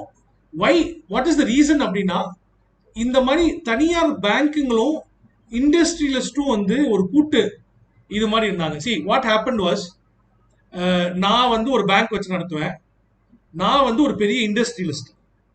ஓகேவா? எனக்கு சொந்தமா ஒரு பேங்க்கும் இருக்கும். அப்ப நான் ஒரு பெரிய ஒரு ஃபேக்டரியும் வச்சு நடத்துவேன், ஒரு பெரிய பேங்க்கும் வச்சு நடத்துவேன். இது வேற பிசினஸ், இது வேற பிசினஸ். அதே மாதிரி வந்து ஹரி இருக்காரு, ஹரியும் வந்து ஒரு பேங்க் வச்சு நடத்துறான், அவரும் வந்து ஒரு பெரிய இண்டஸ்ட்ரியலிஸ்ட். இப்ப பேங்கிங் ரெகுலேஷன் ஆக்ட் படி இவனோட கம்பெனிக்கு இவனே கடன் கொடுக்கறது தான் தப்பு. அப்ப இவங்க என்ன பண்ணிக்குவாங்கன்னா, இவனுக்கு கடன் கொடுப்பான், இவனுக்கு கடன் கொடுப்பான் கம்மியான வட்டியில. ஆனா நடுவில் இது பேங்க் அப்படின்னாலே யாரோட காசு? மக்களோட பணம். ஸோ மக்களோட பணத்தை வாங்கி உங்களுக்கு வந்து இந்த மாதிரி கிராஸ் பேங்கிங் பண்ணாங்க. ஸோ இந்த மாதிரி வந்து ஃப்ராடுத்தனம்லாம் நிறைய நடந்துச்சு. ஸோ இதை வந்து உங்களுக்கு வந்து கண்டுபிடிச்சாங்க. பணக்காரன் ஆகிட்டே இருக்கிற அந்த ஒரு இதை வந்து இதுல இருந்து உங்களுக்கு கண்டுபிடிக்கிறாங்க, இதெல்லாம் பண்றாங்க. ஸோ என்ன தெரிய வருது அப்படின்னா, சொன்ன மாதிரி வந்து மொத்த இந்தியாவில் இருக்க பேங்கிங்லேயே ஒரு 188 பேர் தான் கண்ட்ரோல் பண்றாங்க. ஆல் டாப் பேங்க்ஸ் எல்லாத்தையுமே வந்து இவங்க தான் கண்ட்ரோல் பண்றாங்க அப்படிங்கிறது தெரிய வருது. ஸோ இதனால என்ன ஆகும், திடீர்னு ஒரு பிசினஸ் நஷ்டமாச்சு அப்படின்னா, ப்ராப்பரா வெரிஃபிகேஷன் ஒன்றும் பண்ணாமையே வந்து இவன் நம்மளுக்கு ஹெல்ப் பண்றான்றதுக்காகவே நான் லோன் கொடுத்துருப்பேன், அப்ப இவன் திவால் ஆனானா இவளும் திவால் ஆவான். ஸோ இது மாதிரி பல சிக்கல்ல வந்து கொண்டு வந்து இது வந்து கொண்டு வந்து விட்டுச்சு. அடுத்தது தனியா ஒருத்தன் பிசினஸ் ஆரம்பிக்கணும் ட்ரை பண்றான்னு வச்சுக்கோங்க. இங்க இருந்து ஒரு புது ஆள் ஒரு பிசினஸ் ஆரம்பிக்கணும் ட்ரை பண்றாங்க அப்படின்னா, இந்த பணம் நிறைய இருக்கக்கூடிய இந்த முதலாளிங்க வந்து அவங்களுக்கு ஹெல்ப் பண்ண மாட்டாங்க, அவங்களுக்கு வந்து சப்போர்ட் பண்ண மாட்டாங்க. ஏன்னா அவங்களுக்கு ஒரு காம்படிஷனா யாரும் வந்துடக்கூடாதுன்றதுக்கு வந்து இவங்க இந்த 200 பேருக்குள்ளேயே வந்து இவங்க வந்து நடத்திக்கிட்டு இருந்தாங்க. ஸோ இந்த மாதிரி ப்ராப்ளம் எல்லாம் வந்து உங்களுக்கு வந்து கண்டுபிடிக்கப்பட்டது. ஸோ இந்த காரணத்தினால தான் இந்த நேஷனலைசேஷன் அப்படிங்கிறது வந்து உங்களுக்கு வந்து உருவாக்கப்பட்டுச்சு. சரிங்களா? ரைட். ஸோ ஃபர்ஸ்ட் 1948ல ஆர்பிஐ வந்து நேஷனலைஸ் செய்யப்படுது. ஆர்பிஐ வந்து முதல்ல நேஷனலைஸ் செய்யப்படுது 1948ல. அடுத்தது உங்களுக்கு வந்து ஏர் இந்தியா டாடா நடத்திட்டு இருந்த ஃபிளைட் கம்பெனியை நேஷனலைஸ் பண்றாங்க 1953ல. டாடா நடத்திட்டு இருந்த ஃபிளைட் கம்பெனியை வந்து உங்களுக்கு வந்து நேஷனலைஸ் பண்றாங்க 1953ல. தென் 1955ல எஸ்பிஐ நேஷனலைஸ் பண்றாங்க, state bank of India, imperial bank of அப்படின்னு சொல்லி இருந்த அந்த பேரை வந்து ஸ்டேட் பேங்க் ஆஃப் இந்தியான்னு மாத்தி அதை வந்து நேஷனலைஸ் செய்யறாங்க. 55, 56ல தான் எல்ஐசியை வந்து உருவாக்குறாங்க. எல்ஐசி உருவாக்கி பிரைவேட் இன்சூரன்ஸ் கம்பெனி எல்லாத்தையுமே வந்து ஒரு கம்பெனி வாங்கிடுறாங்க, எல்ஐசி வாங்கிடுறாங்க. ஸோ இட்ஸ் லைக் ஃபர்ஸ்ட் அவங்க தான் அப்படின்ற மாதிரி, அவங்க தான் ஒரே இன்சூரன்ஸ் அப்படிங்கிற மாதிரி இருக்கணுன்றதுக்காக மற்ற எல்லா பிரைவேட் கம்பெனியும் வந்து இவங்க வந்து வாங்கிடுறாங்க. ஸோ கிட்டத்தட்ட அதுவும் நேஷனலைசேஷன் மாதிரி தான். ஸோ 56ல 55 56ல நடக்குது உங்களுக்கு. ஸோ இது ரெண்டும் பொலிட்டிக்கல் இவெண்ட்டு தேவையில்ல உங்களுக்கு. சரிங்களா? அடுத்தது வந்து உங்களுக்கு வந்து 1969ல தான் ஃபர்ஸ்ட் மேஜர் நேஷனலைசேஷன் சொல்லுவாங்க. ஏன்னா ஒரே நேரத்தில் 14 பேங்க் 14 பேங்க்ஸ் வந்து உங்களுக்கு நேஷனலைஸ் செய்யப்பட்டுச்சு உங்களுக்கு. ஸோ 1969ல யார் இருந்தாங்க? இந்திரா காந்தி அம்மையார் நினைக்கிறேன். ஸோ இந்திரா காந்தி டைம்ல உங்களுக்கு வந்து 1969ல 50 கோடிக்கு மேல வந்து உங்களுக்கு டெபாசிட் இருந்தா, நீங்க அவ்வளோ பெரிய பேங்கா இருந்தா எல்லாமே நேஷனலைசேஷன் சொல்லும் போது 14 பேங்க்ஸ் நேஷனலைஸ் செய்யப்படுது. Bank of Baroda, Punjab national bank, Dena bank, Canara bank, இது எல்லாமே நேஷனலைஸ் செய்யப்படுது. சரிங்களா? ஸோ இது எல்லாமே வந்து உங்களுக்கு வந்து நேஷனலைஸ் செய்யப்பட்டது. இது செஞ்சுதான் இப்ப 50 வருஷம் ஆயிடுச்சு. கோல்டன் ஆனிவர்சரி கூட செலிப்ரேட் பண்ணாங்க. ஸோ 2019ல 50 ஆண்டுகள் கோல்டன் ஆனிவர்சரி எல்லாம் செலிப்ரேட் பண்ணாங்க உங்களுக்கு. தென் 72-73ல வந்து நான் லைஃப் இன்சூரன்ஸ் கம்பெனிஸ் வந்து உங்களுக்கு வந்து நேஷனலைஸ் செய்யப்பட்டுச்சு. நான் லைஃப் இன்சூரன்ஸ் கம்பெனிஸ் நேஷனலைஸ் செய்யப்பட்டுச்சு. அகெயின் 1980ஸ்ல உங்களுக்கு நேஷனலைசேஷன் செஞ்சாங்க.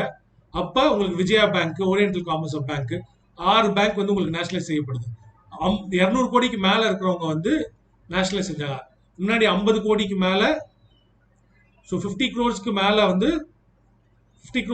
வந்து உங்களுக்கு இருந்துச்சு அப்படின்னா நேஷனலைஸ் செய்யப்பட்டாங்க. 1969 14 பேங்க்ஸ் நேஷனலைஸ் செய்யப்படுது. 200 crores மேல உங்க கையில இருந்துச்சுன்னா நேஷனலைஸ் செய்யப்பட்டுச்சு. உங்களுக்கு வந்து 6 பேங்க் நேஷனலைஸ் செய்யப்பட்டுச்சு. 1980ல நேஷனலைஸ் செய்யப்பட்டுச்சு. ஸோ பொது உடைமை ஆக்கப்பட்டுச்சு இந்த பேங்க்லாம்.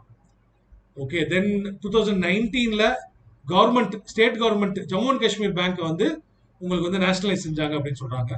So it's not very important. சரிங்களா? அவ்வளோ இம்பார்ட்டன்ட்லாம் கிடையாது. ஸோ இது படிக்கும். ஓகே. கோல்டன் ஆனிவர்சரி செலிப்ரேஷன் செய்யப்பட்டுச்சு. So this was in like 2019-20ல வந்து உங்களுக்கு வந்து சொன்னாங்க. ஸோ பாசிட்டிவ் என்ன நெகட்டிவ் என்னன்றது தெரியணும். சரியா? ஜென்ரலா வந்து பாசிட்டிவ் என்ன சொல்லுவாங்க அப்படின்னா வந்து, பாசிட்டிவ் என்ன உங்களுக்கு நேஷனலைஸ் செய்யப்பட்டனால பாசிட்டிவ் என்ன, ஃபார்மிங் செக்டருக்கு நிறைய லோன் கொடுக்கப்படுது, புவர் பீப்புளுக்கு நிறைய லோன் கொடுக்கப்படுது, புவர் பீப்புளுக்கும் பேங்க் போய் சேர்றதுக்கான முயற்சிகள் செய்யப்படுச்சு. ஏன்னா இப்போ ஒரு தனியார் பேங்க் இருக்கு. இப்போ நம்மளுக்கே தெரியும் எத்தனையோ கிராமங்கள் இருக்கு. இப்போ இனாம் குளத்தூர் மாதிரிலாம் ஊர் இருக்கு. சின்ன ஊர் தான். திருச்சி சிட்டில இருந்து ஒரு 30-35 கிலோமீட்டர் தள்ளி இருக்கு. பேங்க் இருக்கு அப்படின்னு போய் பார்த்தீங்கன்னா இருக்கு. என்ன பேங்க் இருக்குன்னா கனரா பேங்க் இருக்கு. ஏன் வந்து ஐசிஐசிஐ பேங்கோ இல்ல ஆக்சிஸ் பேங்கோ இல்ல வேற ஏதாவது ஒரு பிரைவேட் பேங்கோ ஏன் அங்க இல்ல? ஏன்னா அவனுக்கு அங்க லாபம் இருக்காது. அது ஒரு சின்ன கிராமத்துல போய் அவனுக்கு ஒரு கஸ்டமருங்க இருக்காது, பெருசா இருக்காது. அதுல போய் அவன் எப்படி so it doesn't make sense. But banks nationalise செய்யும் போது அப்படி கிடையாது. எப்படியாவது மக்களுக்கு பினான்சியல் இன்க்ளூஷன் தேவைப்படுது. நம்ம வந்து பெருசா லாபம் அடையலைன்னா கூட பரவாயில்ல, ஒவ்வொரு மூளைக்கும் ஒவ்வொரு கிராமத்துக்கும் ஒரு பேங்காவது போய் இருக்கணும். ஸோ இதுல தான் வந்து லீட் பேங்க் ஸ்கீம்னு சொல்லுவாங்க. அந்த லீட் பேங்க் ஸ்கீம் எல்லாம் இதுல தான் உள்ள வந்துச்சு. ஸோ ஒவ்வொரு கிராமத்துக்காவது ஒரு பேங்க் போய் சேரணும் அப்படின்னு சொல்லி நிறைய பேங்க் ஆரம்பிக்கப்பட்டது. ஸோ இதெல்லாம் வந்து உங்களுக்கு வந்து பினான்சியல் இன்க்ளூஷன்லாம் நம்ம கவர்மெண்ட் பொது உடைமையாக்கப்பட்ட பேங்க்னால தான் நம்மளால இதை செயல்படுத்த முடிஞ்சிச்சு. அடுத்தது என்ன, நான் சொன்ன மாதிரி பாவர்ட்டி எலிவேஷனுக்கு ரொம்ப ஹெல்ப் பண்ணுச்சு. நீங்க வந்து அப்புறம் ஃபார்மர்ஸ்க்கு லோன் கொடுக்கறதுக்கு ரொம்ப ஹெல்ப் பண்ணுச்சு. இதெல்லாம் நீங்க வந்து இதா எழுதலாம், பாசிட்டிவா எழுதலாம். அப்ப நெகட்டிவ் என்னென்ன சார்? இதுல வந்து நெகட்டிவ் வந்து சரியா கொடுக்கல. உங்களுக்கு அடுத்த ஒரு இதுல வந்து நெகட்டிவ் நல்லா கொடுத்துருந்தாங்க. நெகட்டிவ் என்ன கொடுத்துருந்தாங்க அப்படின்னா, முக்கியமானது என்னன்னா வராத கடன் ரொம்ப அதிகமாயிருச்சு. ஏன்னா கவர்மெண்ட்டுக்கு சொந்தமானோன்னு அரசியலும் உள்ள வந்துருச்சு. அப்ப யாருக்கு லோன் கொடுக்கணும், லோன் கொடுக்க கூடாதுன்றது ஒரு தனியார் கம்பெனியா இருந்துச்சுன்னு வச்சுக்கோங்களேன், அவன் லாபத்தை மாத்திரம் குறிக்கோளா வச்சு பார்த்து லோன் கொடுப்பான். இவன் கடன் திருப்பி கொடுக்க மாட்டான் அப்படின்ற மாதிரி தெரியுது அப்படின்னா லோன் கொடுக்க மாட்டான், பார்த்து பண்ணுவான். இப்ப கவர்மெண்ட் இருக்கும்போது என்ன ஆச்சு அப்படின்னா, சில தனியார் சில கம்பெனிஸ்க்கெல்லாம் வந்து லோன் வந்து அவங்களுக்கு எலிஜிபிலிட்டி இல்லைனாலும் வந்து ஏதோ ஒரு அரசியல் தலைவர் சொல்றாரு, இல்ல ஏதோ ஒரு பவர்ல இருக்கக்கூடியவங்களோட ப்ரெஷர்னால வந்து இவங்க லோன் கொடுக்குறாங்க. கடைசியில் என்ன ஆயிடுது, விஜயமாலியா மாதிரி ஆட்கள் வந்து லோனை கட்டாம ஓடி போயிடுறாங்க. ஸோ நான் பர்ஃபார்மிங் அசெட்ஸ் வந்து உங்களுக்கு இன்க்ரீஸ் ஆயிடுது. ஸோ இந்த மாதிரி சிக்கல்லாம் உங்களுக்கு அதிகமாச்சு. இந்த மாதிரி சிக்கல் வந்து உங்களுக்கு அதிகமா உங்களுக்கு நடந்துச்சு. சரிங்களா? ஸோ இதனால தான் பிரைவேட் செக்டர் வந்து கவர்மெண்ட் செக்டர் பேங்கை விட பெட்டர் அப்படின்னு சொல்லி நம்மளுக்கு சொல்றாங்க. அதனால தான் இப்பெல்லாம் பாத்தீங்கன்னா நேஷனலைஸ் பண்ணது போக பேங்கை பிரைவேட்டைஸ் பண்றாங்க. சரிங்களா? நேஷனலைசேஷன் பண்ணிட்டு இருந்தாங்க 1969 1980. இப்ப ரிவர்ஸ் பண்றாங்க. நேஷனலைஸ்டு பேங்க்ஸை பிரைவேட்டைஸ் பண்ணணும்னு சொல்றாங்க. பிரைவேட் கம்பெனிகள்கிட்ட நம்ம கொடுத்துடலான்றாங்க. அதுக்கான காரணம் என்னன்னா, இந்த மாதிரி தலையீடெல்லாம் இல்லாம லாபத்துக்காக இது பண்ணுவாங்க. அதே மாதிரி இவ்வளோ எல்லா பேங்க்கும் கவர்மெண்ட் சொந்தமா இருக்க வேண்டிய அவசியம் இல்லை. ஏன்னா யோசிச்சு பாருங்க, நிறைய பேங்க் கவர்மெண்ட் சொந்தமா இருக்கு. அப்படி இருக்க வேண்டிய அவசியம் இல்லை அப்படிங்கிறது அவங்களோட சில ஆர்குமெண்டா இருக்கு. Okay. So private public sector பேங்க்ஸ்னால வந்து உங்களுக்கு growth வந்து கம்மியா இருக்கு, ஜிடிபி growth கம்மியா இருக்கு. அவங்க வந்து ப்ராப்பரா வந்து உங்களுக்கு வந்து எல்லாருக்கும் வந்து லோன் வந்து கொடுக்க மாட்டேங்கிறாங்க. லோன் கொடுத்தாலும் வந்து அது வந்து உங்களுக்கு வந்து இதாயிருது, என்பிஏ இந்த மாதிரி விஷயங்கள் வந்து நிறைய ஆகுது. ஸோ அப்படின்னு சொல்லி உங்களுக்கு வந்து அந்த ப்ராப்ளம் சொல்றாங்க. ஸோ அதனால வந்து உங்களுக்கு வந்து பிரைவேட் செக்டர் பேங்க்ஸ்ட கொடுக்கலாம் அப்படிங்கிறது வந்து உங்களுக்கு சொல்றாங்க. பாருங்க, யோசிச்சு பாருங்க, 90 கேசஸ் ஆல் பேங்க் ஃப்ராடுல 90% பேங்க் ஃப்ராடு வந்து கவர்மெண்டோட பேங்க்ல தான் நடக்குது. பிரைவேட் பேங்க்ல 7% தான் மேக்சிமம் உங்களுக்கு நடக்குது. So this is why we have to do. ஓகேவா? ஸோ இதனால தான் வந்து இருக்கிற பேங்க்ஸ் வந்து நம்ம இப்போ வந்து பிரைவேடைஸ் பண்ணலாம் அப்படிங்கிறது நம்மளோட ஏமா இருக்கு. ஓகே. ஸோ அடுத்தது அதான், private banks R public banks R inefficient. Salary does not depend on the profitability. Bank லாபம் சம்பாதிக்குதோ இல்லையோ, பேங்க்ல வேலை செய்யறவங்களுக்கு பேங்க் வேலை அப்படின்னா ஏன் ஜாலியா எல்லாரும் இருக்காங்க. பேங்க்ல வேலை கிடைச்சிச்சுன்னா பேங்க் வேலை வந்து போவாது. பேங்க் வந்து உங்களுக்கு வந்து ஹர்த்தால் யூனியன்லாம் இருக்கு, அவங்க வந்து ஈஸியா வந்து வேலையை விட்டுலாம் நீக்க முடியாது. இதே பிரைவேட் பேங்க்ல அப்படிலாம் கிடையாது. லேட்டரல் என்ட்ரி இருக்கும், ஹை பொசிஷன்ல இருப்பாங்க. நீ அதிகமா லாபம் சம்பாதிச்சு கொடுத்தா உனக்கு போனஸ் அதிகமா கொடுப்பாங்க, அதுக்காக சம்பாதிப்பான். வேலை ஒழுங்கா செய்யலாம்னு உடனே வேலையை விட்டு யாரை வேணாலும் தூக்கிடலாம். உங்களுக்கு வந்து இது கிடையாது, ப்ரொடெக்ஷன் கிடையாது. ஸோ இந்த மாதிரிலாம் விஷயம் இருக்கனால வந்து உங்களுக்கு வந்து எம்ப்ளாயிஸ் வந்து பெட்டரா வேலை செய்வாங்க உங்களுக்கு. அதே மாதிரி டெக்னாலஜியை வந்து யூஸ் பண்ண சொல்லும்போது நம்மளுக்கே இப்போ தெரியும். இப்போ எல்லாம் வந்து இன்டர்நெட் பேங்கிங் யூஸ் பண்ணுவோம், நம்ம ஃபோன் பேங்கிங் யூஸ் பண்ணுவோம், ஏடிஎம் யூஸ் பண்ணுவோம். இது எல்லாத்துலேயுமே நீங்கள் போய் வந்து பப்ளிக் செக்டர் பேங்க்குகளோட இன்டர்ஃபேஸை போய் பாருங்க. Net, internet banking, phone banking, app நீங்கள் பண்ணுறது, இதெல்லாம் வந்து பப்ளிக் செக்டரோட இன்டர்ஃபேஸ் எப்படி இருக்கும், பிரைவேட்டோட இன்டர்ஃபேஸ் எப்படி இருக்குன்னு பாருங்க. பிரைவேட்டோட இன்டர்ஃபேஸ் வந்து ரொம்ப நல்லா இருக்கும் உங்களுக்கு. அதே மாதிரி கஸ்டமர் கிரீவியன்ஸஸ் சூப்பராக இருக்கும். நீங்கள் வந்து உங்களை தாங்குவானுங்க பிரைவேட்டில். பப்ளிக் செக்டரில் பாருங்க, நீங்கள் அக்கௌண்ட் வச்சிருப்பாங்க எல்லாருமே. இப்போ நீங்களே உங்களுக்கே தெரியும் அங்கே உங்களை வந்து கஸ்டமர் எப்படி நடத்துவாங்க, பிரைவேட்டில் எப்படி கஸ்டமர் நடத்துவாங்க. ஸோ இதனால தான் வந்து உங்களுக்கு வந்து பிரைவேட் செக்டர் இஸ் பெட்டர் அப்படின்றது உங்களுக்கு வந்து சொல்கிறாங்க. சரிங்களா? So further, since the government is major shareholders in the private sector banks, so நான் சொல்றேன், ரூலிங் பார்ட்டிக்கு சாதகமாக உங்களுக்கு வந்து கொடுத்துருவாங்க. ரூலிங் பார்ட்டி சாதகமாக இருக்காது தான் போர்ட் ஆஃப் டைரக்டர்ல இருப்பான். அவன் வந்து குவாலிஃபைடா இருக்கானோ இல்லையோ, மெரிட்ல இருக்கானோ இல்லையோ, அவனெல்லாம் வந்து குவாலிஃபிகேஷன்ல போட்டு அவனுக்கு வந்து ஒரு பங்கு கொடுத்து அவன் வந்து இது பண்ணுவாங்க. So all that is that. C, அரசியல் இருக்க எல்லாருக்குமே வந்து உங்களுக்கு வந்து மந்திரி பதவியோ எம்எல்ஏ சீட்டோ எம்பி சீட்டோ கொடுத்துட முடியாது. அப்ப மற்ற சில பேருக்கெல்லாம் என்ன லாபம் கிடைக்குது அரசியல் இருக்குன்னா, இந்த மாதிரி சில வருமானம் வரக்கூடிய சில பதவிகள்லாம் இருக்கு. பப்ளிக் செக்டர் கம்பெனிஸ்ல வந்து டைரக்டரா வந்து உங்களை நியமிப்பாங்க. டைரக்டரா நியமிப்பாங்க. சம்பித் பாத்ரான்னு ஒருத்தர் இருக்காரு, பிஜேபியோட ஸ்போக்ஸ் பர்சன், பேச்சு இது பண்ணுவார். பிஜேபிக்காக வந்து எல்லா இதுலயும் வந்து தினைக்கும் சாயந்தரம் வந்து உட்காந்து பேசுவார். இத்தனைக்கும் இவர் டாக்டர் சம்பித் பாத்ரா. இவர் வந்து உட்காந்து எல்லா விவாதத்திலையும் வந்து இங்கிலீஷ் சேனல் எல்லாத்துலயுமே இங்கிலீஷ் ஹிந்தியில வந்து பார்த்துருப்பாங்க. சம்பித் பாத்ரா எலெக்ஷன்ல கூட நின்னாரு, தோத்துட்டாரு, ஜெயிக்க முடியல. இவர் வந்து குவாலிஃபிகேஷன் டாக்டர், இவர் வந்து ஸ்போக்ஸ் பர்சன் ஆஃப் பிஜேபி. இவர் எம்பியும் கிடையாது, ஒன்றும் கிடையாது. ஆனா இவருக்கு போஸ்டிங் ஓஎன்ஜிசில ஒன் ஆஃப் தி டைரக்டர். இவருக்கு சம்பளம் மட்டுமே பல கோடி ரூபா. வீடு, இது சென்னை டெல்லி டெல்லி சிட்டில வீடு, இது காரு எல்லாம் வந்து ஒரு 4-5 வருஷத்துக்கு கொடுப்பாங்க. ஸோ இப்படி இது மாதிரி விஷயங்கள்லாம் நடக்கும். இது வந்து ஒரு கட்சி தான் செய்யுதுன்னு நான் சொல்லல. காங்கிரஸ் ஆட்சியில் இருக்கும்போதும் அவங்க செஞ்சாங்க. நம்ம ஊர்ல இப்ப டிஎம்கே ஆட்சிக்கு வந்தாலும் அது செய்வாங்க. எல்லாரும் செய்வாங்க. ஏன்னா அது வந்து அப்படிதான் சந்தோஷமா வச்சுக்க முடியும்.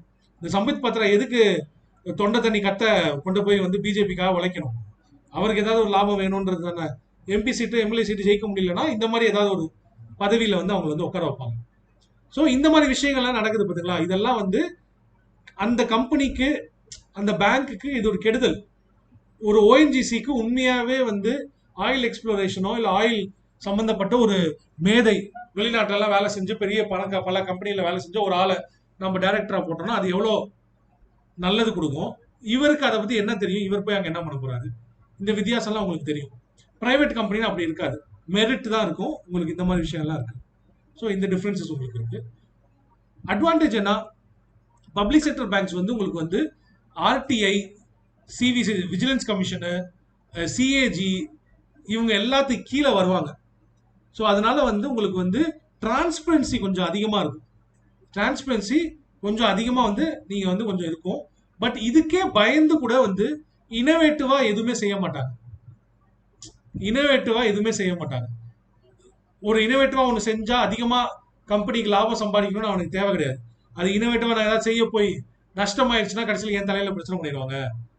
எதுக்கு இன்னொரு 5 வருஷம் இருந்தா நல்லா இருந்தா ரிட்டையர் ஆயிட்டு பென்ஷன் வாங்கணுமா ஜாலியா இருந்தோமான்னு போலாம் அப்படின்னு தான் கவர்மெண்ட்ல வேலை செய்யறவங்க யோசிப்பாங்க.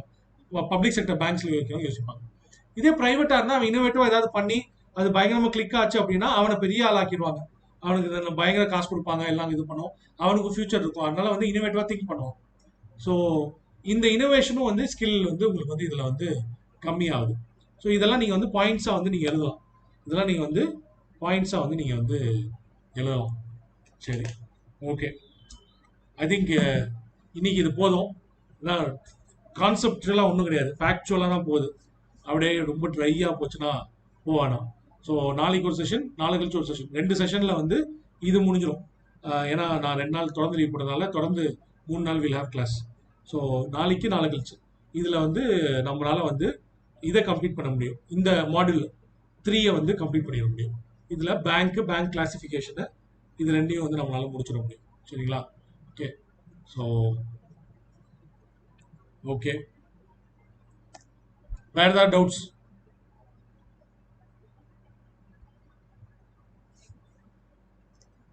Any doubts? Okay, good. Radhika. Preethi, சொல்லுங்க பிரீத்தி. கொஞ்சம் லேட்டா வந்தாங்க, பட் ஸ்டில் ஓரளவுக்கு புரியுதா? Go through the video again. புரியுது எனக்கு. Go through the video again. சரிங்களா? நான் யூடியூப்ல போட்டு சொல்றேன். சொல்லு ஹரி.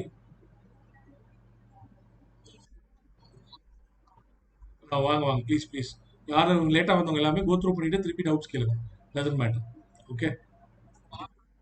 4 o'clock தான் ji. 4 o'clock is going to be the time. 4 o'clock தான் டைம். வந்துருங்க. கொஞ்சம் இது வந்து இப்போ திருப்பி நான் சொன்ன மாதிரி ஃபேக்சுவலாக போகுது. அதனால கொஞ்சம் போர் அடிக்கும். நடுவில் வந்து நாளைக்கு கொஞ்சம் கான்செப்ட் வரும். அது நல்லா இருக்கும். பார்த்துக்கலாம். சரி, thank you. Thank you for the class.